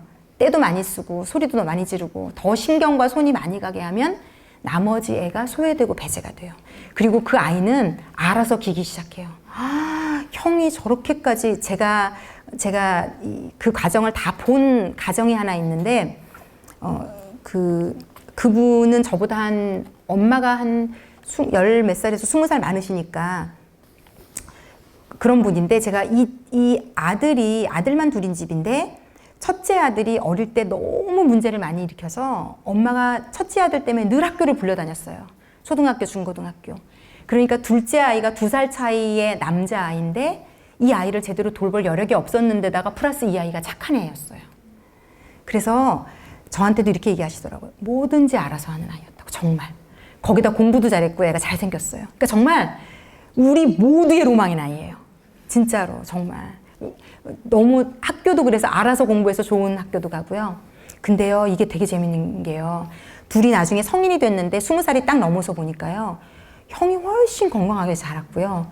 얘가 대학교를 우리가 너무나도 보내고 싶어하는 그런 대학을 간 아이인데 학교를 들어가고 나서 한 학기를 지나고 학교를 안 가는 거예요.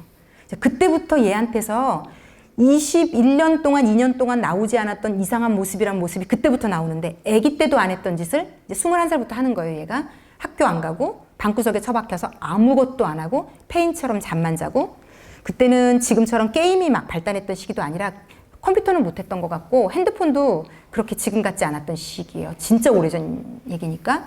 그래서 이 아이가 페인처럼 살기 시작하는데, 이 엄마가 얼러도 보고 달래도 보고 소리도 질러보고, 근데 이 어머니가 진짜 기도하는 분이었거든요. 권사님인데.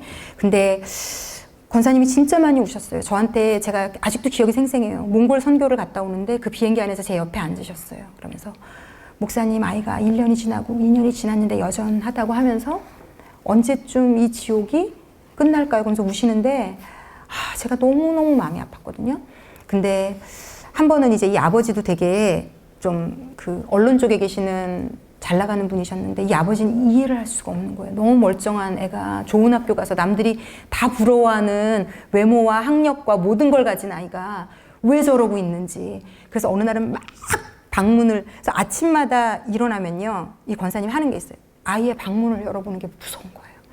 또 그 안에서 페인처럼 널브러져 있는 걸 보는 게 너무 끔찍하고 무서운데, 매번 그게 매일매일이 그렇게 반복이 됐는데, 어느 날은 아버지가 이 화장실 갔다 오는 아이였나? 막 소리를 지르면서 얘를 때리려고, 너무 화가 나니까 이 아버지가, 이게 뭐 너무 긴 시간을 자기도 모르게 손을 들었는데, 이 권사님이 그 중간에 얘를 막으면서 때릴 거면 나를 때리라고 막 펑펑 우셨나 봐요. 근데 이제 이 아이가 나중에 괜찮아졌어요. 그런데 그 아이가 뭐라고 어떤 일이 있었냐면, 새벽에 전화가 왔대요. 그래서 무슨 일인가 하고 받았더니 아들이더라는 거예요. 그래서 너 지금 어디니? 본능적으로 너무 쎄한 느낌이 나. 너 지금 어디니? 그랬더니 아들이 이렇게 말하더래요. 엄마, 죽으려고 바닷가로 왔는데 들어갈 수가 없었어. 엄마 생각이 나서. 그렇게 말하더래요. 그리고는 그 아이가 그 엄마의 눈물의 기도로 살아났거든요. 하여튼 엄마가 살렸더라고요. 엄마의 기도가. 하여튼 여러분이, 기도라는 건 내가 우리 아이를 도와줄 수 없는 곳에도 하나님 일하실 수 있는 역사가 돼요. 제가 그때 진짜 오래전, 이거 지금 진짜 오래전 얘기인데, 그때 제가 그 얘기를 저한테 해주시는 걸 들으면서, 와, 기도라는 건 놀라운 역사가 있구나. 그래서 엄마 생각이 나서 죽을 수가 없었어. 그리고 그 이후부터 조금씩 좋아져서 이 아이가 이제 살아났는데, 이 아이가 그렇게 말하더래요. 자기가 왜 이러는지를 이 아이가 말하더래요. 그래서 이분이 너무 충격을 받았어요. 너 말 잘 듣는 아이였고 너 이랬는데 너 왜 그랬니? 엄마, 나 그때 너무 힘들었어. 엄마가 맨날 형만 따라다니고 형 선생님 만나러 학교 가고, 나도 내 선생님 한 번만 만나러 와줬으면 좋겠다고 생각했고, 엄마가 형 안아주고 이렇게 해주고 신경 쓸 때 나도 엄마가 한 번만 안아줬으면 좋겠다고 생각했고, 엄마는 나 버렸잖아. 엄마는 난 신경 쓰지도 않았잖아. 엄마, 내가 그때 얼마나 힘들었는 줄 알아? 얼마나 아팠는 줄 알아? 엄마는 아무것도 몰랐지. 그러면서 그걸 사람들에게 칭찬하고, 이 아이의 프레임을 씌워서 이 아이는 착하고 혼자서 알아서 다 하고 모든 걸 혼자 하는 아이로 프레임을 씌워서 아이를 더 그 안에다 엄마의 칭찬이 가두고, 그래서 이 아이는 숨도 못 쉬면서도 그 길을 너무 열심히 우직하게 걸어오다가 21살에 폭발한 거예요. 이 아이가 터진 거예요. 근데 걔는요, 그렇게 터졌기 때문에 그래서 산 거라고 저는 생각해요. 뇌에 문제가 생겼을 때요, 차라리 피가 나야지 살아요, 사람. 거기서 그냥 이게 안 터지고 이렇게 되면 어떻게 될지 모르는 거거든요. 이 아이는 그때 한번 쏟아내고 해결을 받아서 이제 그 부분을 그래도 해결을 한 거예요. 자, 이럴 수 있어요. 그래서 아이에게 착함을 강요하지 맙시다, 우리. 의젓해야 돼, 착해야 돼, 말 잘 들어야 돼. 그걸 우리가 강요하고 그걸 자꾸 주장하고, 엄마 힘든 거 보여 안 보여? 네가 이건 알아서 해야지. 이런 식의, 그러니까 이분이요, 제가 울컥했어요. 이 책에 그렇게 해놨더라고요. 장애나 심각한 문제를 가진 아이를 쫓아왔을 때 형제가 걔 좀 들어오라고 그래서 걔를 붙들고 얘기한대요. 얘가 지금 아프거나 힘든 건 네 탓이 아니야. 너는 네가 힘든다는 거 얘기해도 돼. 전혀 너는 문제가 없는 거야. 그러면서 그 아이를 오히려 마음을 괜찮다고. 예. 그래서 우리가 특히 집에 이제 자녀 중에 장애인이 있으면 이건 100% 그렇게 이렇게 갈 수 있는 거죠. 그런데 아이에게 계속 엄마가 얘기해주면 위로가 된대요. 엄마가 지금 뭐 오빠 때문에, 형 때문에, 아니면 얘 때문에 이래서 지금 신경을 쓸 수밖에 없어. 설명해주고, 그리고 대신 너도 엄마가 필요하다는 거 엄마가 알고 있다는 걸 알려주고, 그러니까 이 아이 마음에 자기도 힘들고 떼쓰고 이러는 게 이상한 거라는 생각을 하는 거예요. 얘는 안 돼. 네가 그러면 안 돼. 엄마 저렇게 힘든 거 보여 안 보여. 그런데 네가 그러는 건 나쁜 아이인 거야. 그래서 그걸 누르고 혼자 누르다가 이제 언제 터질지 모르게. 근데 이 친구는 21살에 터진 건데요. 이게 대부분 결혼해서 터지고 내 아이를 키우면서 터진대요. 그러면 더 끔찍한 거죠, 이제. 이게 해결할 수 없는 곳으로 갈 수 있으니까. 어쨌든 이걸 아이에게, 그러니까 네가 진짜 힘들 때 엄마한테 말해야 돼. 그리고 계속 아이에게 물어봐주고, 눈 맞춰주고, 그럼 애가 사실 그것만으로도 반 이상 해소가 될 수 있지 않겠나. 이 책에서 보니까. 그래서 꼭 이 영역은 해결을 해야 되는 부분이다 라고 생각이 들고, 지나치게 나이에 맞지 않은 자율성을 요구하는 것, 그리고 지나치게 모든 걸 다 해주려고 하는 것, 이건 이 양극단은 다 똑같아요. 내 아이가 상처받는 걸 못 봐서, 여기도 그렇게 써 있더라고요. 부모는 꼭 이상하게 두 쪽으로 간다고, 한쪽에 치우친다고. 너무 모든 걸 다 야단쳐서 다 가르쳐서 하게 하려고 하거나, 아니면 너무 알아서 하라고 한다거나, 이 중간을 하지 않는다. 그래서 그렇게 좀 찾아내시고 인식하실 수 있으면 좋겠다는 생각이 들고요. 그리고 네, 217쪽 한번 잠깐 펴보시면, 네, 이것도 되게 재밌더라고요. 217쪽의 넷째 줄에 보면, 여러 가지 이유로 어린 시절 아이로 살지 못했다면 지금이라도 다시 자식의 자리로 내려오는 경험을 해야 합니다. 부모가 들어주든 아니든 부모에게 힘들었다고 말하세요. 그리고 이게 포인트인 거예요. 이런 아이들이 자라서 부모의 부모 역할을 한대요. 부모의 부모가 되려는 행동은 이제 그만하세요. 부모의 부모가 되면 안 돼요. 우리는 그 부모의 부모는 아니잖아요. 네, 부모의 부모가 되려고 이렇게 부모의 부모로 살고 있는 사람들이 지금도 있다는 거죠. 그리고 허구의 독립성을 가진 분들 중에는 마음 깊은 곳에 언젠가는 나를 인정해 주겠지 하는 마음에 미움이 크면서도 부모를 가장 가까이에서 챙기는 경우가 많습니다.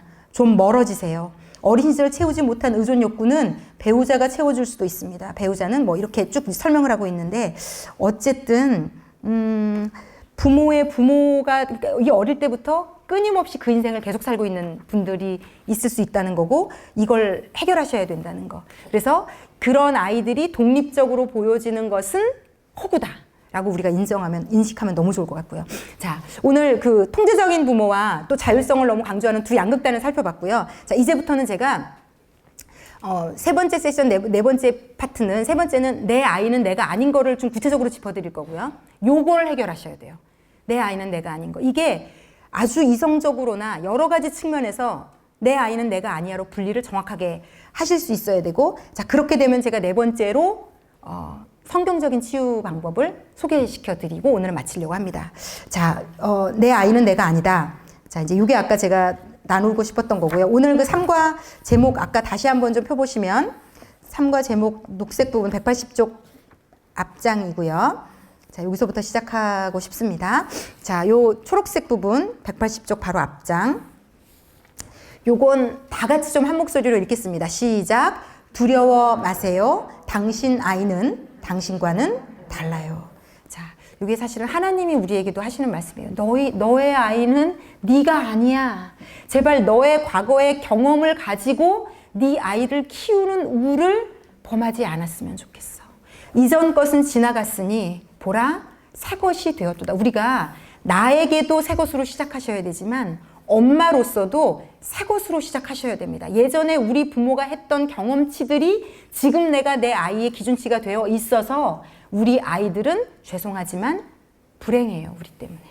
그래서 우리가 과하게 했던 그걸 이 아이는 어떻게 결심하냐면 저거 반대로 해야지 얘도 결심해요. 그래서 이게 중간이 없고요. 내가 이걸 경험해서 싫어서 이렇게 가거든요. 그러면 이 아이는 이걸 안 경험하게 해주려고 내가 이렇게 키운 거잖아요. 근데 이게 심해지면 이 아이는요, 자기 자식을 이렇게 키우고 있어요. 그걸 바라시는 건 아니잖아요, 우리가. 그걸 원하는 건 아니잖아요. 그러니까 그게 이분이 되게 냉정하게 얘기해요. 너 때문에 네가 네 아이를 그렇게 키우는 건데 그래서 안 돼, 이렇게 얘기해요. 당신 때문에 그렇게 키우는 겁니다. 왜 당신의 경험으로 당신의 아이를 키웁니까? 당신의 아이는 부모가 다르고 시작점이 다르고 모든 게 다른데 왜 아이는 구경도 못 해본 내 부모와의 그 살았던 경험을 가지고 완전히 다른 세대, 시간도 다르고 세대도 다르고 부모도 다르고 성향과 기질도 남편하고 섞여서 다른 이 아이를 내가 경험했던 20, 30년 전의 일을 가지고 얘를 지금 키우는 근거로 삼고 있는가, 이거 자체가 심각하게 이 아이를 망치고 있습니다 라고 얘기하고 있어요. 그래서 이건 되게 중요해요. 내가 어렸을 때 받았던, 우리 부모로부터 받았던 상처와 힘들었던 것을 리셋하는 것, 깨끗하게 치우는 것은요, 진짜 아이들을 살리는 데는 반드시 필요한, 그래서 그 영역을 예수님 안에서 해결을 하셔야 돼요. 예, 자, 그게 이제 서론이 되고요. 네, 제가 그래서 예를 하나 들어드리고 시작을 할게요. 제가 그 금쪽 상담소라는 그 영상을 많이 보거든요. 그런데 이제 거기에 3주 전인가에 어떤 그 50대 중반의 남자 배우가 나왔어요. 그런데 이 배우가 본인이 자발적으로 나온 게 아니라 아내랑 딸이 제발 좀 우리 아빠 좀 우리 남편 좀 상담해 주세요. 근데 이분이 나와서 너무 해맑은 표정으로 전 문제가 없습니다 이렇게 얘기를 하더라고요. 자기는 문제가 없대요. 전혀. 둘이 괜히 그러는 거라고. 그런데 이제 이분이 어떤 정도냐면 아내가 1시간만 밖에 나가 있어도 인증샷을 계속 올려야 되고요. 동영상으로 통화를 해야 되고요. 딸은 한 번도 학교 앞에서 5분 거리도 친구들이랑 걸어가서 뭘 해본 적이 없어요. 바로 아빠가 학교가 끝나면 학교 앞에서 태워서 그 다음 장소로 옮기고, 그리고 심지어는 얘가 이제 중학교 1학년이 된 아이인데, 심지어는 학교에서 이제 체험학습 가기 전날 그 에버랜드인지 어딘지를 아마 같이 이렇게 학교에서 단체로, 지들끼리 놀러 가는 것도 아니고 거기를 따라오겠다며. 그래서 이 아이가 제발, 그러니까 좀 심각하더라고요. 심각하더라고요. 그리고 아이가 혼자 있는 시간을 못 견뎌요. 다 같이 알아야 되고, 이 정도면 심각한데 이분은 또 심각한 게 많더라고요. 아무것도 못 버린대요. 옷핀 하나도 못 버리고 세탁소에서 가져온 옷핀도 빼면 그거를 가지고 있어야 되고요. 옷이고 신발이고 아무것도, 그러니까 그렇게 표현하더라고요. 저장강박증. 저장강박증도 있고, 근데 자기는 지금 그게 정상이라고 생각해서 못 버리는 이유는 이게 어딘가에 쓸모가 있을 겁니다. 놔두면. 하여튼요, 재밌어요. 논리는 너무 확실해요. 그래서 자기 확신이 있어요. 자기 확신이 있는데, 이 사람이 마지막에 이제 이분하고 상담하면서, 오은영 박사랑 상담하면서 이제 마지막에 충격을 받아요. 이분이 왜 이러는지가 나와요. 근데 사람이 무언가가 다 이상한 것은 다 어릴 때에 겪은 무언가가 있더라고요. 그래서 이상하다, 오은영 박사 계속 물어봐요. 뭔가가 있지 않냐, 무슨 이유가 있는 것 같은데. 그랬더니 방송 말미쯤에 털어놓더라고요. 자기가 아버지가 7살 때 돌아가셨대요. 막내인데. 근데 이제 그 옛날이고, 지금 50대 중반이니까 옛날이고 우리나라가 못 살던 때고, 엄마가 5남매인가? 를 혼자 키우고 이게 막내였으니 본인이 일하러 다니니까 이 8살짜리를 돌볼 여력이 전혀 없고요. 어릴 때 엄마 기억이 거의 없대요. 엄마가 맨날 바쁘셔가지고 계속 돌아다니셔가지고. 그런데 가장 충격적으로 뇌의 무의식 중에 이 사람을 꽉 붙잡고 있는 게 있어요. 그게 뭐냐면 1학년 2학기 때 전학을 간 거예요. 이사를 가서. 전학을 갔는데 엄마랑 손을 잡고 1시간 정도를 걸어서 학교를 갔대요. 근데 저는 이해가 잘 안 되긴 하는데 1시간이라고 분명히 제가 두 번째 오늘 아침에도 들었거든요. 근데 하여튼 손을 잡고 가면서 엄마가 계속 얘기를 하더래요. 가면서 야, 잘 봐도 여기 뭐가 있는지 잘 봐도. 그래서 어린 나이에 이상하게 생각했대요. 돌아올 때 엄마랑 같이 올 건데 왜 자꾸 엄마가 이 길을 잘 기억해 두라고 그러고 잘 봐두라고 하지? 그리고는 그냥 쫓아간 거예요. 그리고 애가 불안하니까 창밖에 이제 엄마들이 다 엄마가 서 있었대요. 그래서 이렇게 쳐다보고 계속 쳐다본 거예요. 그래서 우리 엄마가 있구나. 그렇지, 우리 엄마 있지 했는데 필기하는 사이에 필기하고 돌아봤더니 엄마가 없어진 거예요. 그때부터 이 초등학교 8살이면 진짜 이사를 갔고 전학을 갔잖아요. 모든 게 낯선데 이 아이가 막 심장이 막 뛰면서 학교가 딱 끝났는데 본인이 알아서 찾아서 집을 가야 되는 거예요. 그래서 얘기를 하는데 이분이 50대 중반이 그 8살 때의 기억을 얘기하면서 울컥해서 울더라고요. 지금 현재 살아있는 거예요. 그때 그 상황이 지금 살아있어요. 그 감정이 고스란히 살아있어요. 자기가 3시간을 넘어서 집을 찾아서 들어갔고, 가다가 그때는 우리나라가 어려울 때여서 그랬다고 하더라고요. 그렇게 골목골목마다 이상한 형들이 많았대요. 그래서 형들한테 그렇게 맞고, 그러면서 울먹거리는 목소리를 이렇게 얘기하더라고요. 제가 4년을 그렇게 맞으면서 어린애가 학교를 다녔다. 학교 가는 게 지옥이었을 것 같아요. 그 길이 무섭고 매일 아침마다. 그래서 그런 생각을 했대요. 아빠도 너무 미웠대요. 7살 난 아이를 두고 떠난 아빠도 책임지지 못할 건데 왜 낳았어? 책임지지 못할 거면 낳지나 말지. 엄마도 엄마를 미워할 수는 없었던 거예요, 이 아이가. 왜냐면 엄마가 돈 벌러 나가서 고생하는 걸 어린아이가 아는 거예요. 미워할 수는 없지만 힘든 거죠. 그러니까 도대체 자식한테 이렇게 할 거면 자식을 왜 낳나. 너무 많은 원망과 그래서 결심이 그때 어릴 때부터 이루어진 거예요. 어차피 이 세상은 험하고 내가 혼자 살아나야 되고 내가 대신 내 자식은 절대로 안전하게, 절대로 보호받으며, 절대로 혼자 이게 이 절대로가 너무 강력해서요. 본인의 과거에, 그러니까 지금도 살아있기 때문에 그 과거가 지금 현재에 살아있다는 상정하에 얘를 키우고 있는 거예요, 이분은. 그래서 요즘 같은 세상에, 그래서 그 패널들이 물어봐요. 그 나이면, 딸한테 물어봐요. 제일 하고 싶은 게 뭐냐? 제작진이 인터뷰를 했더니 친구랑 펜시점에 가보는 게 꿈이에요, 얘가. 친구랑 떡볶이 먹으러 가보는 게 꿈이에요. 이 중학교 1학년 아이가. 한 번도 못하게 한 거예요. 그래서 그 패널이 얘기해요. 그 떡볶이 먹으러 가는 데가, 그게 아이들은 그게 추억이고 행복이고 재미고 기쁨인데 떡볶이 먹으러 가는 데가 얼마나 걸리는데 그랬더니 5분이요 이러더라고요. 5분 거리도 친구들이랑 걸어가도 안 되는 거예요. 그러니까 그때의 자기의 그 1시간 동안 걸어간 게 지금 내 영혼 안에 살아 숨쉬어서 아이는 5분도 혼자 있을 수 없는 거예요. 그런데 처음에 오은영 박사가 아무리 얘기해도 마이동풍이에요. 다 거절해요. 저는 이걸 사랑이라고 생각합니다. 저는 이게 사랑입니다. 저는 이런 사랑을 못 받아봤기 때문에 꼭 지킬 겁니다. 이게 거의 결심, 맹세, 자신의 그 가장 해야 되는 일 중에 하나. 와, 근데 이분이 이게 상담하는 분만 하나 잘 만나도 이게 이 확고한 확신을 풀어지더라고요, 이게. 그러면서 어쨌든 요는 이 책에서 한 얘기예요. 그 아이는 당신이 아니고 지금 그 시간을 살고 있지 않고, 그러니까 만원 버스 지하철 한 번도 안 태우고 자기는 안 태울 거래요. 20살 때까지. 그러니까 그렇게 설명하더라고요. 그게 사랑, 그러니까 오은영 박사도 과하게 얘기는 안 하더라고요. 그게 사랑일 수 있는데요. 이 사람이 이해할 수 있는 방식으로 접근하더라고요. 굉장히 작은 사랑입니다. 그랬더니 눈이 갑자기 확 커지더라고요, 이분이. 이게 작은 사랑이야? 내 온몸을 다해서 지금 시간을 쓰고 있는데 큰 사랑은 이 아이가 자신의 삶을 헤쳐나갈 수 있게 힘을 주는 게 진짜 큰 사랑이에요. 이러면서 이렇게 얘기해요. 아이들이 24개월까지는 이렇게 돌봐줘야 돼요. 일거수일투족을 눈을 떼지 않고. 그런데 지금 그 배우님이 하시는 사랑은 24개월까지 하는 사랑을 지금 13살짜리에게도 하고 계시다고. 그렇게 단계를 설명해 주니까 눈에 약간 동공이 지진이 나면서 아이가 나중에 사람들과도 못 어울리고 버스도 못 타고 지하철도 못 타고 한 번도 안 해봐서 아무것도 못하는 아이를 키우고 싶냐? 그렇진 않은 거죠. 그렇게 연결을 못 시키는 거예요. 왜냐하면 자기 어릴 때의 그 충격이 이 안에 전부로 자리 잡아서 정상적인 방식이 활성화가 안 되는 거예요. 자, 그래서 이게 심각한 거예요. 우리가 이 책에 사실은 첫날부터 제가 그래서 어쨌든 똑같은 얘기를 하는 거거든요.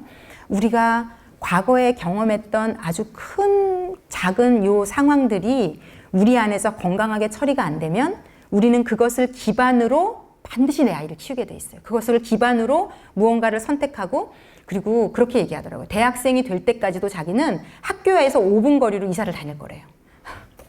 정말 계획이 완벽해요. 나름 계획이 완벽하더라고요. 그래서 정말 숨이, 남의 딸 얘기 듣는데 제가 숨이 턱 하고 막히면서 이 13살짜리 아이가, 근데 제가 그게 슬펐어요. 이 아이가 아빠가 자기를 사랑한다는 걸 아니, 그러니까 오은영 박사가 나중에는 한 번은 야단을 쳤는데 이렇게 얘기하더라고요. 왜 아이를 마음에 그런 무거운 짐을 주시냐고. 내가 하고 싶은 걸 못해서 불행한데 그 불행을 아빠한테 표현도 못해. 왜? 아빠가 사랑으로 이런다는 건 아니까. 이게 잘못된 거지만 우리 아빠는 나를 사랑해를 아니까. 이 착한 아이가, 얘가 착하더라고요. 벌써 표정, 태도가 애가 착해요. 착하니까 아빠, 다른 애 저 같으면 반항했을 것 같거든요. 아무도 이렇게 안 살아.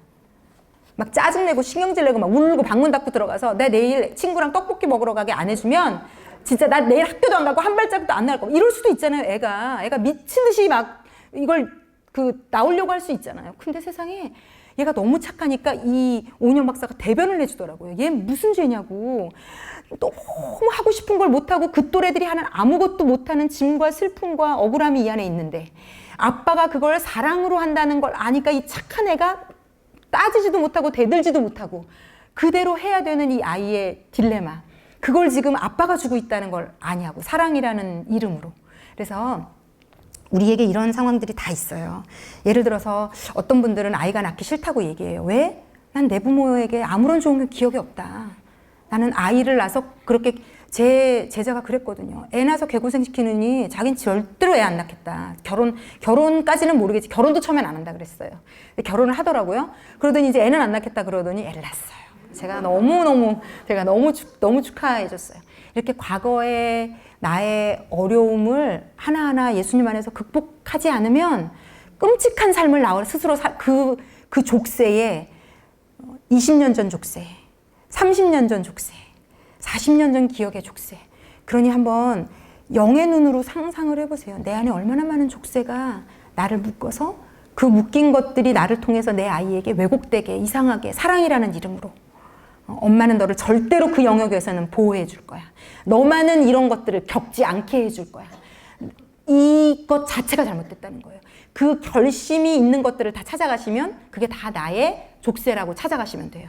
그래서 그거에 내가 자유해져야 편안하고 자연스러운 사랑을 줄 수가 있는 거죠. 그 영역을 얘가 무리로 받지 않고 힘듦으로 받지 않고 건강하고 자연스럽게. 그래서 오히려 기억을 못하면 잘 된 거예요.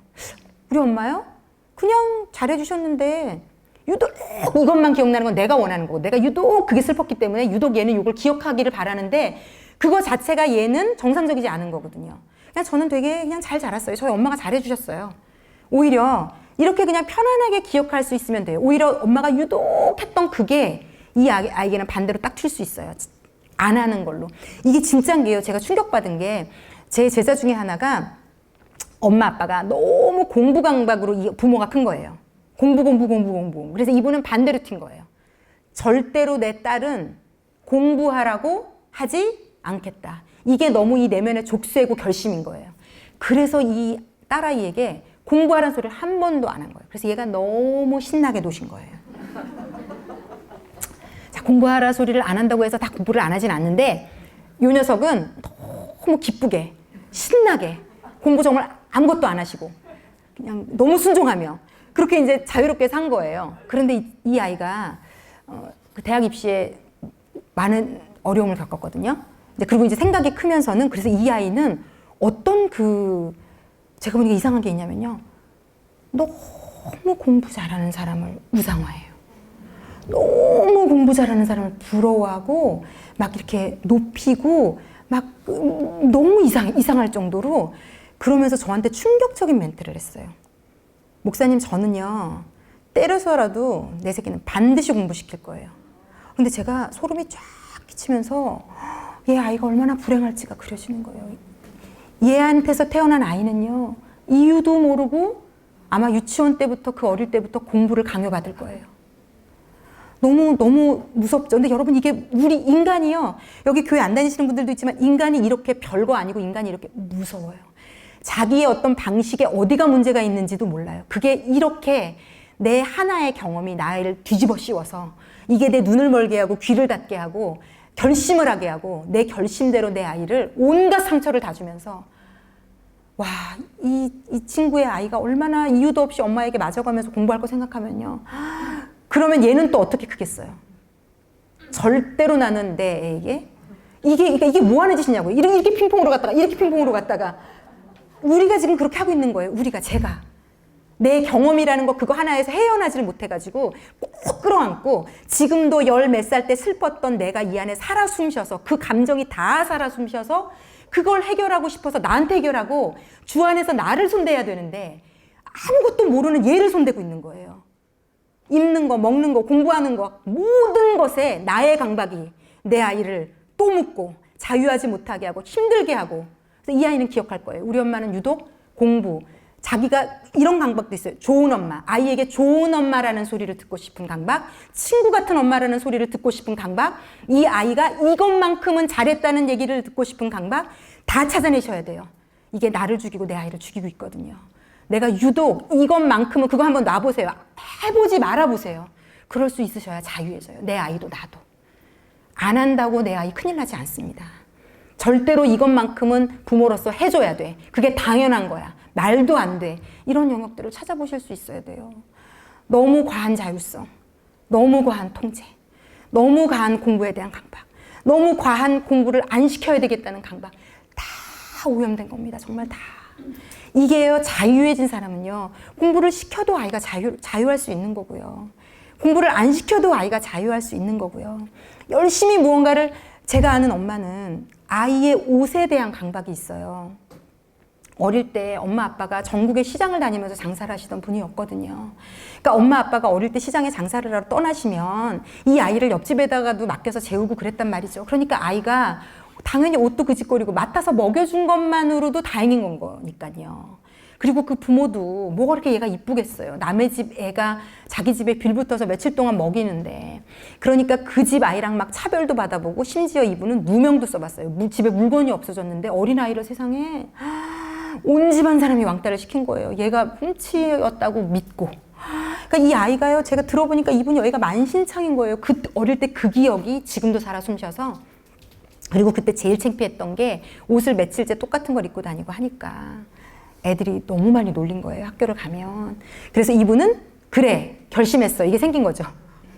나는 어디 가서도 내 아이가 부모가 없고 부모가 이렇게 돌아다닌 티를 내게 하지 않겠다. 그래서 이분은 강박이 있어서 아이를 옷을요, 매일매일 얼마나 막 애 옷을 다려갖고 깔끔하게 입히는지. 근데요, 이게 문제가, 이 사람에게 폭발을 한 번 한 게 저한테 얘기하더라고요.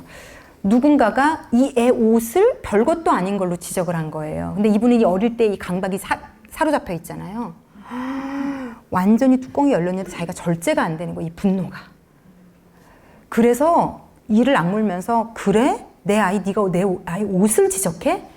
더 이를 악물고 얘를 옷을, 얘는 막 미친 듯이 막 거의 패션쇼도 아니고 막 이게 진짜 애 막 얘는 그러니까 옷이라면 넌더리가 날 것 같아요, 내가 볼 때. 그러니까 왜 이렇게 우리가 이렇게 우리의 어릴 때의 경험이, 지금의 내 아이는, 그러니까 사람은 누구나 필요하다고 느낄 때 가져야 좋아요. 맛있는 거가 됐든 좋은 물건이 됐든.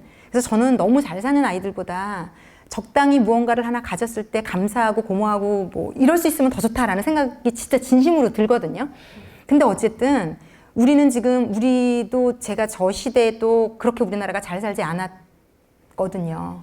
제가 70년생이고 제가 늘 예화에서 들지만, 제가 90년대에 미국에 갔을 때만 해도 코리아라는 나라는 정말 미국에 같이 공부하는 대학생 아이들이 이름도 잘 몰랐어요. 어디에 있는 나라니? 라고 물어보는 나라였고, 진짜 가난한 어디 동양의 어디에 있는 무시받는 나라였거든요. 그런데 그 나라가 지금 이렇게 지금은 잘 살게 되면서 우리 안에 이 민족적인 강박도 있어요. 이 아이들에게 어릴 때 못 먹고 못 입고 하는 분들이 많았기 때문에, 그 부모들이, 저희 아버지가 저를 그렇게 키웠고, 미국으로요, 그렇게 옷을 보내는 거예요, 아빠가. 깔끔하게 입고 다녀야 되면. 미국 애들은 다 반바지에 티셔츠 입고 다니는데, 정장을, 제가 그래서 우리 아빠가 보내줘서 한번 입고 갔더니, 오늘 무슨 일이 있냐면, 너무 많은 미국 애들이 오늘 무슨 일이 있는 거냐면, 그래서 이건 할 짓이 아니구나, 제가. 그러니까 그 속에 우리 아버지는 60인데도 그 속에 살고 계시는 거예요. 어디 가도 내 딸이 자기가 자수성가해서 없어 보였고 힘들었던 걸 내 사랑하는 딸에게 그것만큼은 물려주고 싶지 않아서 미국으로 옷을 보내는 저희 아빠의 심정을 한번 생각해 보세요. 우리 딸이 그 큰 나라에 가서 기죽으면 안 된다. 옷으로 기죽으면 안 된다. 너무 그게, 근데 우리 아버지는 되게 행복했을 거예요. 제가 그 생각이 들더라고요, 지금은. 그 옷을 싸보내시면서 그걸 입을 저를 그리며 우리 아버지는 행복하셨겠다. 네. 그런데 그게 그 시절 20살에 저는 안 행복했어요. 무슨 우리 돈을 보내지 차라리. 아빠 돈 줘 차라리. 근데 아빠는 한국에서 본인이 생각하는 단정한 그런 옷을 저한테 보내서 제가 입는 게, 미국은 단정과는 그 나이에 좀 거리가 멀거든요. 입고 단정은 교회밖에 입고 갈 데가 없어요. 그래서 제가 거의 못 입었어요. 근데 그걸 그렇게 하시더라고요. 자, 이렇게 우리 삶 가운데 숨 쉬고 너무 지독히도 살아있어요, 이게. 지독히도. 그래서 우리가 이 부분에 대해서 해결을 해야 돼요. 아이는 내가 아니다. 내 아이는 내가 아니다. 얘는 모든 게 다르다. 특히 예수 안에서는 더욱더 그래요. 예수 안에서는. 진짜로 그렇거든요. 그래서 우리에게 믿음이 필요해요. 자, 이제 마지막으로 제가 좀 넘어가 보면요. 그래서, 이 과거의 상황들을 이제 잘 떠나보내는 게 필요하거든요. 자, 그러려면 이걸 어떻게 해야 되느냐는 거죠. 그래서 제가 이걸, 자, 모든 생명과 평안은 어느 곳의 기능이라고 제가 말씀드렸죠? 이건 영의 기능이에요. 성경이 분명히 하나님이 말씀하시거든요. 육신의 생각은 사망이고 영의 생각은 생명과 평안이라. 그래서 생명과 평안이 내 영혼 안에서 유지되는 방식은 영이 강해지시는 방식 외에는 없어요. 그리고 제가 아마 다음 주, 그 다음 주 이 영이 이제 구체적으로 강해지는 어떤 우리가 다 알고 있지만 방식에 대해서도 좀 영적으로 설명을 드리긴 할 텐데, 자, 제가 요셉 이야기를 좀 하고 좀 정리를 해드릴게요. 제가 성경에 보면 요셉이라는 우리가 잘 알고 있는 인물이 나옵니다. 그런데 이 인물이 아시다시피 17살에 형들이 미워해가지고 노예로 팔려가요. 이스라엘에 살던 사람이 이집트로 노예로 팔려갑니다. 혼자 17살에. 그런데 이제 이 사람이 그러니까 10명의 형들이 자기가 보는 앞에서 막내 동생인 자기를 구덩이에 쳐넣었다가 죽이자고 막 또 소리가 다 들리잖아요. 죽이자. 얘 죽여서 어떻게 되나 보자. 뭐 꿈꿔 때문에 지가 우리가 다 절하는 꿈꿔 때문에 얘 죽이면 그게 진짜인지 아닌지 우리가 그러니까 오기가 난 거죠. 형들도 아버지의 그 차별 때문에. 그래서 우리의 뿌리 깊은 잘못 때문에 우리 아이들을 이렇게 불행하게 할 수 있는데 어쨌든 그래서 이제 이 요셉이 형들의 그런 얘기를 듣고 그랬는데 이제 이스마엘 상인이 지나가니까 유다가 팔자. 얘 죽여서 뭐 하겠냐. 차라리 팔자. 그래서 형들이 동의해서 팔았고 그 이스마엘 상인이 정말 하필이면 보디발이라는 당시 이집트의 군대 장관 집에 이제 팔게 됐고 그래서 이제 요셉은 거기서 이제 꽤 오랜 시간을 그 집에서 이제 그 가정 총무로 지나게 되는데 저 같았으면 지금의 우리 같았으면 약간 정신분석하기 되게 발달된 시대를 21세기를 사는 걸로 보면 이 사람이 정신적으로 건강한 게 이상한 거죠. 17살에 외국으로 노예로 팔려갔는데 근데 이분이요 어쨌든 굉장히 건강하게 살아요. 성경에 보면. 그리고 이분이 거기만 있었는가 하면 이제 억울하게 누명을 쓰고 거기서 감옥까지 갔잖아요. 그래서 이제 거기서 30살이 될 때 나온단 말이에요. 총리가 30살이 됐어요. 그러면 17살에 끌려가서 30살에 총리가 됐으면 무려 몇 년 있었던 거죠? 13년을 노예와 감옥에서 있었단 말이죠. 그런데 제가 좀 이 구절이 제가 이런 것들을 공부하다 보니까 충격적인 게 뭐냐면요. 창세기 41장 51절 먼저 좀 보여주세요. 제가 전도사님에게. 네, 이거 다 함께 한번 읽어보겠습니다. 요셉이 그의 장남의 이름을 므낫세라 하였으니 하나님이 내게 내 모든 고난과 내 아버지의 온 집 일을 잊어버리게 하셨다 함이요. 그러니까 요셉이 보면요. 자기가 첫째 아들을 낳으면서요. 알았던 거예요. 자기가 노예로 팔려오고 감옥에 있었고 힘들었고 슬펐고 억울했고 그래서 그 형들에 대한 미움과 원망이 사람인데 왜 없었겠어요? 그런데 하나님이 노예일 때도 성경에 보면 끊임없이 따라붙는 구절이 있어요. 하나님이 노예로 풀어주진 않아요. 노예에서 나가게. 그런데 하나님이 요셉과 함께 하사 요셉을 형통하게 하셨더라라는 단어가요. 노예로 있을 때 여러 구절이 나와요. 그 안에서 하나님이 함께 있다는 걸 요셉이 알았던 것 같아요. 느꼈던 것 같아요. 그리고 그가 총리가 되고 아들을 낳자마자 하나님이 내 모든 고난, 내 아버지의 온 집일을 어떻게 했다고요? 잊어버리게. 그러니까 그가 없던 걸로 쳐가 아니라 됐다고 해가 아니라 그 일이 살아 있었지만 이제 그게 없던 것처럼 하나님이 해주셨다고 본인이 인정하는 거예요. 그러니까 그 묶임이 풀어져서 없는 거랑 똑같이 됐다는 얘기를 하고 있는데요. 제가 오늘 제 강의의 제목이 해석은 하나님께거든요. 그게 여기 창세기에 나오는 말씀이에요. 요셉이 다음 절인지 전절인지 해석은 네. 자, 요셉이 그 꿈을 해석하는 은사를 하나님이 주셨잖아요. 그래서 요셉이 요런 멘트를 해요. 그들이 그에게 이르되 우리가 꿈을 꾸었으나 이를 해석할 자가 없도다. 감옥에 있을 때 장관들 2명이 잡혀왔을 때. 그런데 요셉이 요런 멘트를 해요. 요셉이 그들에게 이르되 해석은 하나님께 있지 아니하니이까. 청하건대 내게 이르소서. 요거 하나 오늘 영에 좀 딱 새겨가셨으면 좋겠어요. 이게 무슨 말이냐면 이거 계속 좀 켜두세요. 해석이 누구한테 있다? 네, 요 말이에요. 자, 제가 아버지와의 모든 힘들었던 상황들을 다 떠나보내고 아빠랑 화해하고 제가 그 빨간 날 트라우마들을 해결하고 또 분노 조절 장애까지는 아니지만 그 약간 살짝 밑에 있을 정도로 분노 폭발하면 거의 미친 여자처럼 소리 지르고 막 이런데 막 핥히고 정신 차리고 나면 내가 미친 사람 같아서 더 싫고 막 이런 악순환을 살던 사람인데 이런 것들이 다 정말 깨끗이 없어졌거든요. 이게 어떤 방식이냐면 어떻게 그 과거의 그 사건을 해석해서 떠나보내느냐에 달려있어요. 이걸 사실은 뭐 정신분석학이나 심리학 쪽에서는 자신들만의 방식으로 이걸 떠나보내는 어떤 행동들을 해요. 제가 그것도 좀 소개시켜 드릴 거예요. 왜냐하면 그런 것들 중에서도 유익한 것들이 당연히 있을 수 있어요. 그런데 궁극적으로는 이런 거 어떤 방식을 사용하든지 궁극적인 건요. 해석은 하나님께 있고요. 그 해석을 하나님을 통과해서 내 인생을 보실 수 있으면 게임이 끝날 수가 있어요. 이게 해결받을 수가 있어요. 그 부분에 대해서. 그래서 저도 이제 요 부탁 못하는 부분을 이제 하나님을 통해서 제가 해석을 잘 해내면 이게 떠날 수 있다고 저는 생각이 이제 그래서 드는 거거든요. 자, 그런데 그래서 우리의 과거가 우리에게 어떻게 해석되느냐의 영적 전쟁이거든요. 이게 굉장히 영적인 전쟁일 수 있어요. 왜냐하면 사단이라는 존재가 분명히 있고 그들은 우리가 엉망으로 살게 그래 교회 다녀 할 수 없다. 네가 교회까지는 다녔는지 모르지만 삶은 네 맘대로 그냥 살아. 예배드리고 성경 읽고 뭐 봉사도 하고 다 해. 그런데 네 삶의 이런 족쇄들은 그대로 가지고 살아.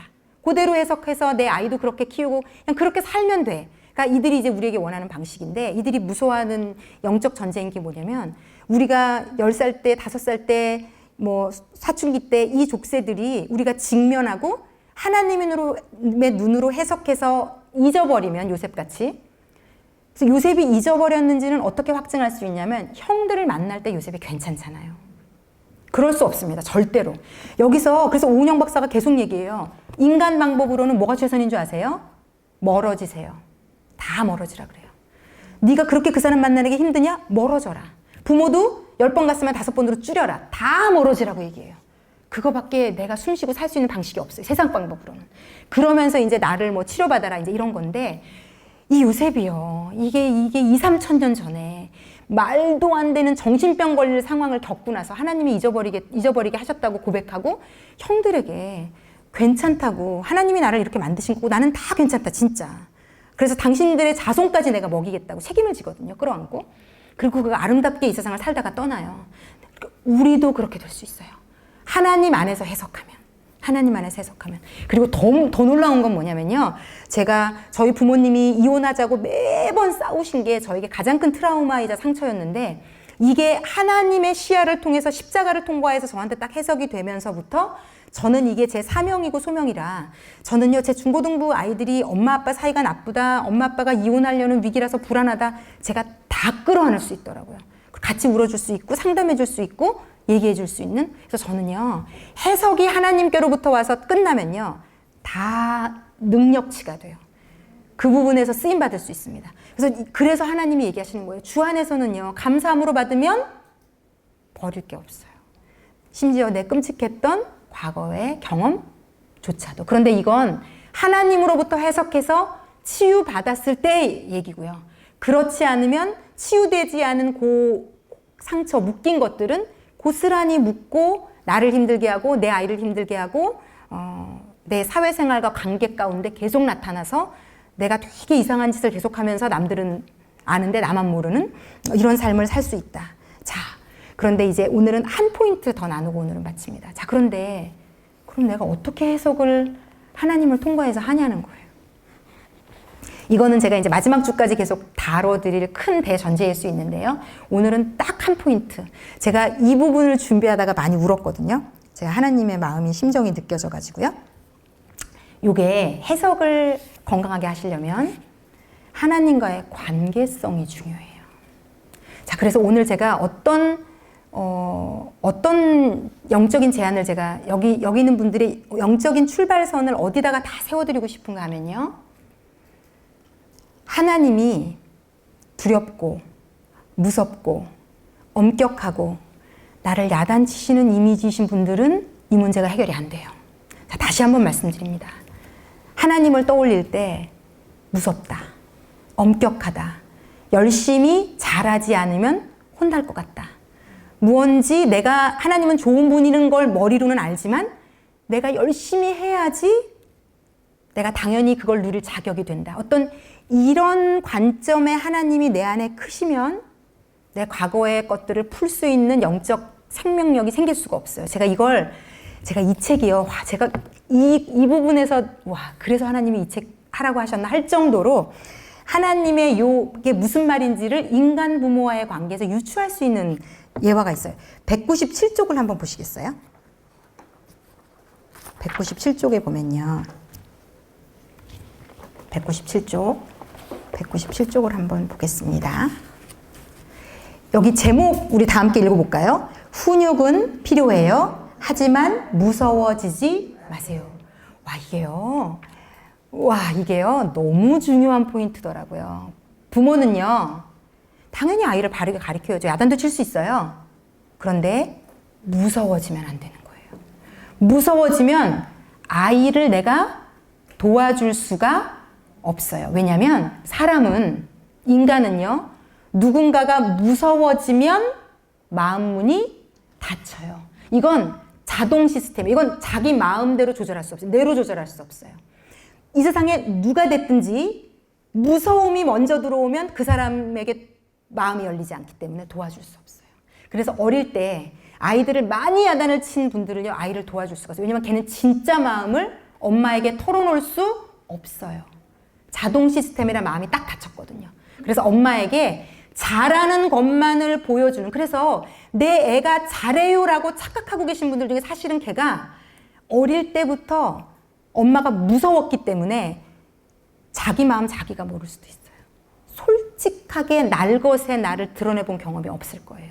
무서우면 진짜 나를 오픈할 수 없어요. 이게 심리학적으로도 그러해요. 근데 하나님과의 관계도 마찬가지예요. 근데 조금 더 제가 좀 설명해 드릴게요. 여기 보면요. 아이가 행복한 사람으로 자랐으면 좋겠다는 이야기를 많이 합니다. 인간은 행복하려면 불편한 감정, 불안, 초조함, 애처로움, 화남, 절망, 좌절 등 견디기 힘든 감정을 그럭저럭 잘 다루어낼 줄 알아야 합니다. 그런데 이런 감정을 잘 다루려면 부모가 건강한 훈육을 하면 아이가 잘 다룬대요. 그런데 문제는 우리는 훈육과 소리 지르고 야단치고 화내는 것의 경계가 뭐예요? 우리의 훈육은.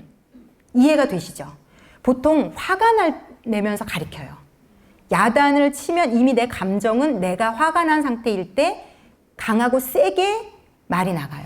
아니면 평소에는 애가 행복한 모습을 깨기 싫어서 말을 또 못하거나, 이 이상한 양극단을 우리가 왔다 갔다 하는데 그 다음 장으로 좀 넘어가 보세요. 잠깐만요. 아직 넘어가 보지 마시고요. 그러니까 근데 3세 때부터는 훈육하라고 하거든요. 그런데 197쪽 밑에서 둘째 줄 보면 아이가 상호관계를 맺어나가는 과정을 배우는 대상관계를 발달시키는 데는 단계가 있어요. 아이들은 만 1세가 되면 눈에 보이던 물건을 감추어도 그 물건이 어딘가에 있다는 것을 알아요. 뒤로 감추면 뒤로 와서 손을 쳐다봅니다. 이제 뭔가 인지가 생긴 거죠. 너무 귀엽죠. 만 2세가 되면 사람이 안 보여도 그 사람이 어딘가에 있다는 것을 안대요. 엄마가 나랑 놀다가 화장실에 가도 엄마가 어딘가에 있다는 걸 알아요. 근데 그러니까 만 2세가 되기 전에는 엄마가 화장실 가도 울잖아요.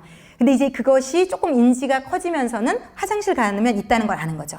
그런데 만 3세가 되면 나를 사랑하는 엄마의 마음이 언제나 내 안에 있다고 생각할 수 있다는 거죠.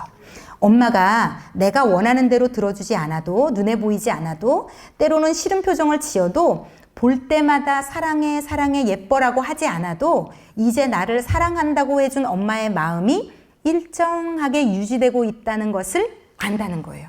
그래서 만 3세 이후부터는 안 된다, 하면 안 된다, 이거는 아닌 거야를 가르쳐야 된다는 거예요. 그래야 아이가 자신의 모든 감정을 건강하게 다룰 수 있게 되는데, 문제는 3세 이전에 야단을 치고 소리를 지르고 이걸 너무 과도하게 가리키고, 엄마가 어제 말했는데 3세 미만의 아이에게 왜 또 했어를 반복하면 이 아이가 위축되고 주눅이 들고 이 감정들이 오히려 다 다치고 엄마가 나를 사랑하지 않아로 다 전환된다는 거예요.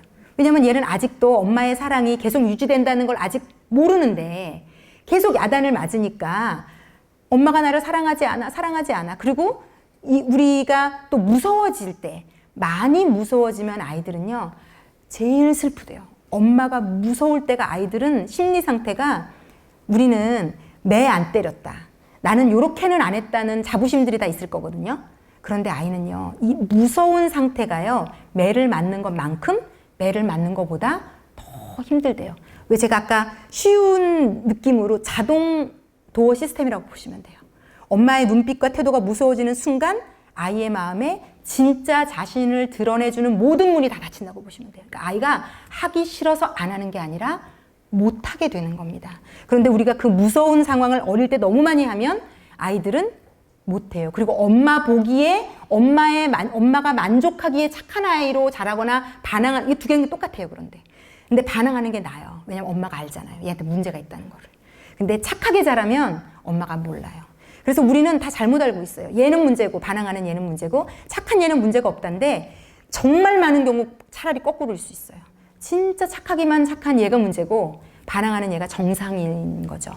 그래서 지금 이게요, 어떻게 하나님과의 관계도 연결이 되냐면 여러분 여기서부터 잘 들으셔야 돼요. 하나님과의 관계가 해결이 되시려면요, 우리가 교회에서 율법적으로 하나님을 무서운 분, 두려운 분으로 배우셨다면 그 부분부터 해결이 돼야 돼요. 여러분, 하나님은 그런 분이 아니에요. 그러니까 하나님은요, 유일하게 나를 도와줄 수 있는 분이거든요.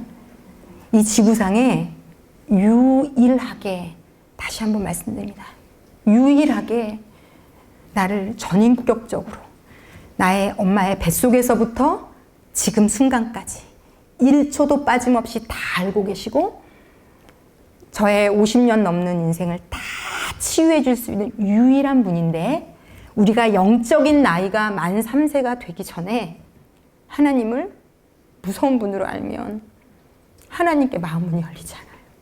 이게 동일해요. 만 3세 이전에, 영적으로 만 3세 이전에 교회를 다니면서 헌금해야 되고 봉사해야 되고, 안 그러면 하나님이 벌 주고, 아니면 네 삶에 문제가 생긴 건 어머 뭐 하나님한테 잘못한 거 있나 찾아봐. 다 잘못 배우신 거예요. 다 똑같아요. 만 3세 이전에 너무 야단을 많이 맞아서 엄마한테 애가 주눅이 들어가지고 엄마는 나를 사랑하지 않아, 그렇게 생각하는데 엄마가 시키는 것만 잘하는 애들 있죠. 일생이 불행하잖아요. 우리가 교회를 다니고 예수를 믿고 예배를 드리는데 영적으로 만 3세가 되기 이전에 하나님이 무서운 분, 두려운 분, 엄격한 분, 내가 말을 잘 들어야 되고 하라는 걸 해야 되고, 11조를 안 해서 내가 이런 일이 생겼나? 본능적으로 내 삶에 문제가 생겼을 때 내가 뭘 잘못한 게 있나로 가시는 분은 하나님과의 관계 설정이 완전히 잘못되어 계신 거예요. 성경은요, 성경 구절을 제가 오늘 몇 개 보여드릴게요. 이게 믿어지셔야 돼요. 자, 요한일서 3장 1절 다 함께 읽겠습니다. 보라, 아버지께서 어떠한 사랑을 우리에게 베푸사 하나님의 자녀라 일컬음을 받게 하셨는가. 우리가 그러하도다. 그러므로 세상이 우리를 알지 못함은 그를 알지 못함이라. 자, 여러분, 성경에 하나님은 사랑이시라, 하나님이 사랑이신 걸 먼저 만나셔야 돼요. 아이가 눈 딱 떠서 만난 엄마가 사랑이라는 걸 먼저 3년 동안 충분히 알아야 훈육이 가능해집니다. 3년 동안 사랑을 먹은 아이는 하지마 알아요. 엄마가 나를 사랑해서 이걸 하지 말라고 하는 거를. 그래서 안 할 수 있어요. 그런데 야단을 많이 맞은 아이들은 구분이 안 가요. 언제 엄마가 혼낼지, 언제 엄마가 야단칠지. 그래서 늘 주눅이 들어서 눈치만 보고 있기 때문에 이 안에 자유함이 없어요. 마찬가지예요. 하나님도 우리가 만 3세 영적으로 되기 전까지 무조건 사랑만 받아도 버릇 없어지지 않아요. 걱정하지 마세요. 1살부터 3살까지 버릇 없어진다고 애한테 사랑을 안 주는 게 있을 수 없는 일이라고 세상 강분도 말해요. 그때까지는 무조건 사랑해주고, 한 번 얘기해주고 안 들으면 또 친절하게 알려주고, 내일 또 잊었으면 잊었구나, 네가 2살이라서 그래, 인정해주고. 근데 하나님은 우리한테 그러시거든요, 여러분. 하나님은 우리한테 그러시거든요. 여러분, 잘못해도 돼요. 하나님한테 실수해도 돼요. 욕심내도 돼요. 버릇도 좀 없어도 돼요. 괜찮아요. 우리가 무엇을 상상하든 우리가 이 세상에서 경험한 어떤 좋은 부모 100만 배 뛰어넘는 분이 우리 아버지예요. 하나님이요, 사랑인 걸 예수님의 십자가로 먼저 충만히 만나셔야 돼요. 충분히 누리셔야 돼요. 그래서 그게 이 영혼 안에 완전히 딱 자리 잡으면요. 그 다음부터 치유가 일어날 수 있어요. 왜 일어날 수 있는 줄 아세요? 그렇게 만 3년 동안 그 사랑을 열심히 받아 먹잖아요. 제가 요즘 저를 보면서 그렇게 느껴요. 삶에 어떤 일이 일어나도요. 해석이 이상해지지 않아요. 하나님이 벌 주시는 거다. 내가 죄를 지었나? 무슨 나쁜 일이 뭐가 막 이렇게 막 그런데 하나님 왜 이렇게 하셨지? 원망과 두려움과 의심과 불안으로 안 가고요. 하나님으로부터 하나님은 나를 사랑하셔. 어떤 경우에도 안 사랑하시는 순간은 없어가 너무 믿어지면요. 그 다음부터 모든 해석이 본능적으로 다르게 돌아가기 시작해요. 회개할 게 떠오르면 회개해버리면 되고요. 그리고는 기대감이라는 게 생겨요. 이 밑바닥에. 이걸 하나님이 허락하셨을 때는 절대로 내가 잘못될 일은 허락 안 하실 분이고 100% 우리 아버지는 내가 잘 되는 쪽에 일하시는 분인데 내 삶에 내 아이의 삶에 이 잘못된 일은 어떻게 아름답게 쓰실까를 기다릴 수 있는 마음의 여유가 생겨요. 그래서 막 쫓아다니고 전화 걸고 불안해하고 막 안절부절 못하고 이렇게 되지 않아요.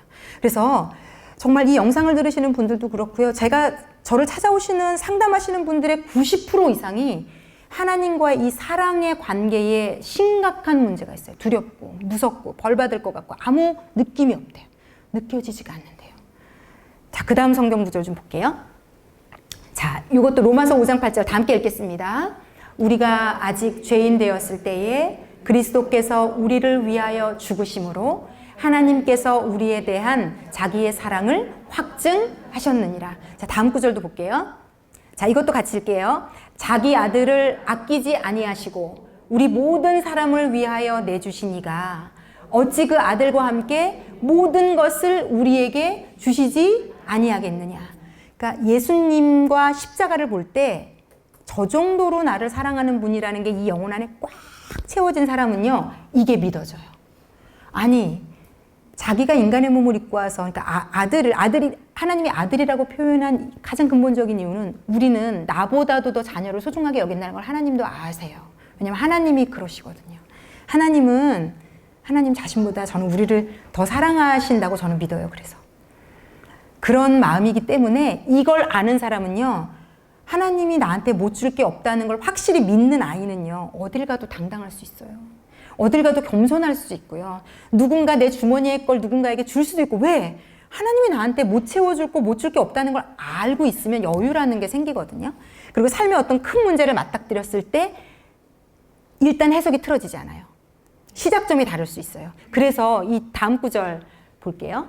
자, 다 함께 읽겠습니다. 시작. 그러나 이 모든 일에 우리를 사랑하시는 이로 말미암아 우리가 넉넉히 이기느니라. 요 앞구절이 돌 맞고 매 맞고 추위에 굶주리고 인간의 극한의 모든 걸 사도 바울이 다 얘기한 다음에, 그런데 매 안 맞아서 이기는 게 아니라 부자가 돼서 이기는 게 아니라 환경이 다 바뀌어서 이기는 게 아니라 이기는 건요, 하나님이 우리를 사랑하신다는 걸 알면 어떤 상황들이 이길 수 있습니다. 그래서 우리 모두가 지금 이제부터 드리는 모든 예배 가운데 다니엘 기도회도 마찬가지예요. 저분은 저렇게 믿음을 보였는데 나는 그걸 못해서 하나님이 복을 안 주시는구나. 그렇게 가시면 안 돼요. 다니엘 기도회를 하던 예배를 드리던 뭘 하든 하나님이 나에게 사랑한다고 말씀하시는 음성으로 전환돼서 들을 수 있으셔야 돼요. 이게 되셔야 돼요. 이거 제일 심각하고 중요한 문제입니다. 이게 되시면 여러분이 하나님께 자동 오픈 시스템인 도어의 마음이 하나님께 확 열리고요. 이게 열려야 내 과거가 하나님으로부터 해석돼서 떠나보낼 수가 있어요. 그래서 지금은 하나님께로 문이 활짝 열리지 않은 상태에서 내 과거의 걸 알아도 떠나보내시기 어려우실 거예요. 왜? 하나님이 그걸 해결하셨다는 확신이 나에게 없거든요. 그분의 사랑의 확신이 없는데 어떻게 해결했다는 확신이 있겠어요. 그래서 사랑 먼저. 그래서 지금부터는요, 하나님이 얼마나 사랑하는지, 나를 얼마나 아끼는지. 그래서 다음 주, 그 다음 주 우리 끝날 때까지 허깅할 때도 그거 받으시면 돼요. 하나님 눈에 보이지 않지만 이 사람의 따뜻함을 통해서 나한테 지금 말 거시는구나. 내가 너를 사랑해. 내가 너무 사랑해. 나는 너를 위해서 못할 게 없어. 정말이야. 나는 너를 너무 사랑해. 이게 막 이 영혼을 가득 채우시면 돼요. 가득 채우시면 돼요. 이제 제가 오늘 이걸 알려드렸기 때문에 하나님이 하나님 이미 하고 계셨고요. 여러분이 사이클을 맞출 수만 있다면 그 하나님의 사랑을 느낄 거고요. 제가 이번 주 강의 준비하면서 그래서 많이 울었어요. 왜 울었는 줄 아세요? 하나님이 너무 여러분을 사랑하신다는 거예요. 그래서 저한테 이 얘기 꼭 해달라고. 나는 너무 그 딸을 사랑한다. 너무 아낀다. 너무 사랑한다. 그래서 내가 예수를 보내서 십자가를 지게 한 거다. 내가 이만큼 사랑한다는 걸 제발 알려주고, 나를 무서워하고 두려워하고, 그래서 아무것도 나와 하고 싶지 않아 하는, 왜냐면 문이 닫혔으니까. 사랑을 못 받아서. 문이 닫혔으니까 의무적인 거, 눈에 보이는 거 열심히 해야 돼. 헌금하고 봉사하고 예배드리고 할 거 다 하는데 이 영혼은 공허하고 아무것도 채워지는 건 없고, 나는 왜 이러지? 나만 하나님이 안 좋아하나? 이런 악순환을 반복하고 있는 내 사랑하는 자녀들에게 이게 먼저 영혼이 열려야 우리가 건강한 하나님의 자녀로 이 땅을 이기며, 그것도 넉넉히 이길 수 있어요, 여러분.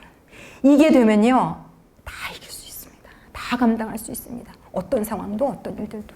그래서 이 사랑을 매일매일 공급받으시는 것을 내 영혼이 느끼고 누리고 알게 되는. 그래서 제가 볼 때요, 이 방 안에 있는 모든 분들, 나는 영적으로 만 3세 이하다라고 일단 생각하시고요. 애기다.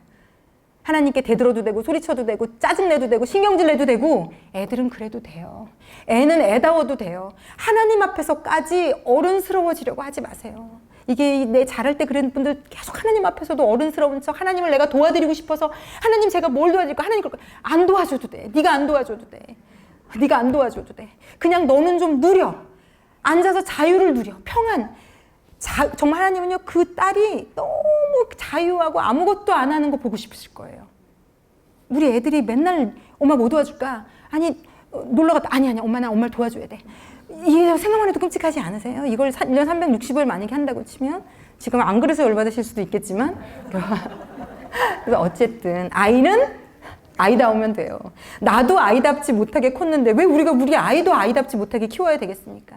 이 하나님의 사랑을 온전히 경험하셔서 여러분의 모든 과거를 잘 떠나보내시고, 그 수혜를 첫 번째 나, 두 번째 그 인간, 또 세 번째 가장 중요한 우리 아이들이 충만히 누려서, 이 아이는 우리처럼 이쪽을 경험했으니까 이쪽으로 뛰고, 이쪽을 경험했으니까 이쪽으로 뛰는 이 핑퐁을 이제 멈출 수 있는. 그래서 하나님이 주시는 지혜대로 건강하게 자녀를 키울 수 있는 그런 아이들, 우리 아이들 다 됐으면 좋겠습니다. 오늘도 강의가 너무 길어졌는데 정말 중요한 얘기입니다. 정말 이 영상을 듣는 모든 분들도 그 족쇄에서 풀려나시고 예수님의 사랑을 온전히 경험하셨으면 좋겠습니다. 그 사랑으로 자유케 되시는, 정말 일생의 족쇄에서 다 풀려나시는 저와 여러분이 되시기를 예수님의 이름으로 축원합니다. 네, 기도하겠습니다. 우리 기도하실 때 오늘은 30초만이라도 기도할게요. 기도하실 때 하나님, 당신이 사랑이심을 알게 해주세요.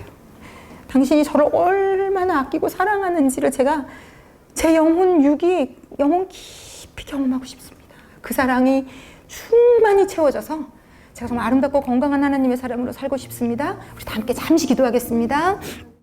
아버지, 이곳에 있는 또 우리 강의 들으시는 모든 분들이 아버지 불렀을 때 이 단어가 너무너무 따뜻했으면 좋겠어요. 아버지, 정말 너무 따뜻하고, 이 단어 하나를 부르는 것 자체로 위로, 사랑, 은혜, 모든 것이 살아났으면 좋겠습니다.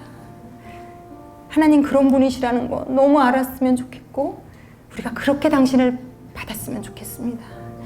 예수 그리스도 십자가 그 사랑, 아버지 충분히 받아서 그것이 넘쳐 흘러서 나를 살리고 우리 배우자, 사랑하는 아이들, 그리고 우리가 주변에 만나는 영혼들까지 넉넉히 먹일 수 있는 그런 자로 살아갈 수 있도록 아버지 저희들을 축복하시고 인도해 주십시오. 감사를 드리며 예수님의 이름으로 기도했습니다. 아멘. 제가 죄송한데 우리 찬양팀들 좀 다 올라오셔서 이 은혜라는 찬양 하나님께 지금 올려드리면 우리의 마음이 굉장히 활짝 열릴 것 같거든요. 우리 이 은혜라는 찬양 우리 하나님께 좀 우리의 마음으로 고백해서 올려드리도록 하겠습니다.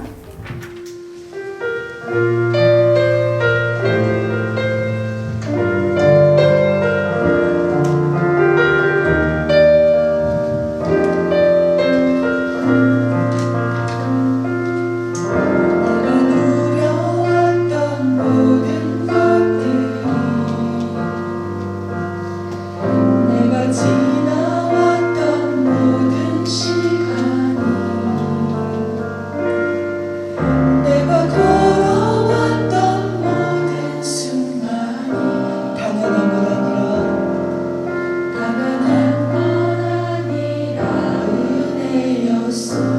아침 해가 뜨고 저녁에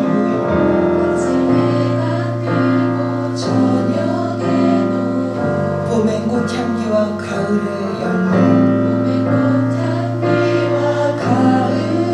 열매 변하는 계절의 모든 순간이 당연한 것 아니라 은혜였소. 모든 것이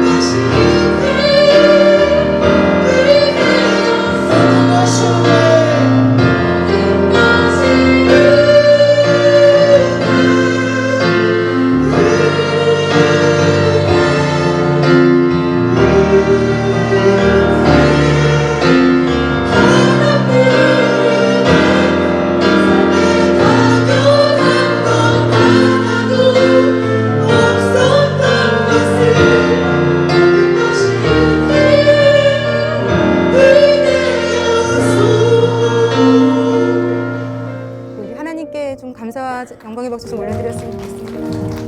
예, 하나님께서 아마 오늘부터 더 여러분의 영혼에 생생하게 느낄 수 있게 역사하실 거라고 저는 믿어지거든요. 왜냐면 우리의 눈과 귀가 지금 열렸기 때문에 그분의 사랑과 마주대하시는 시간들이 될 거고요. 자, 오늘 죄송합니다. 너무 늦어서 함께 좀 토론하시고 돌아가실 분들 돌아가시면 좋겠습니다.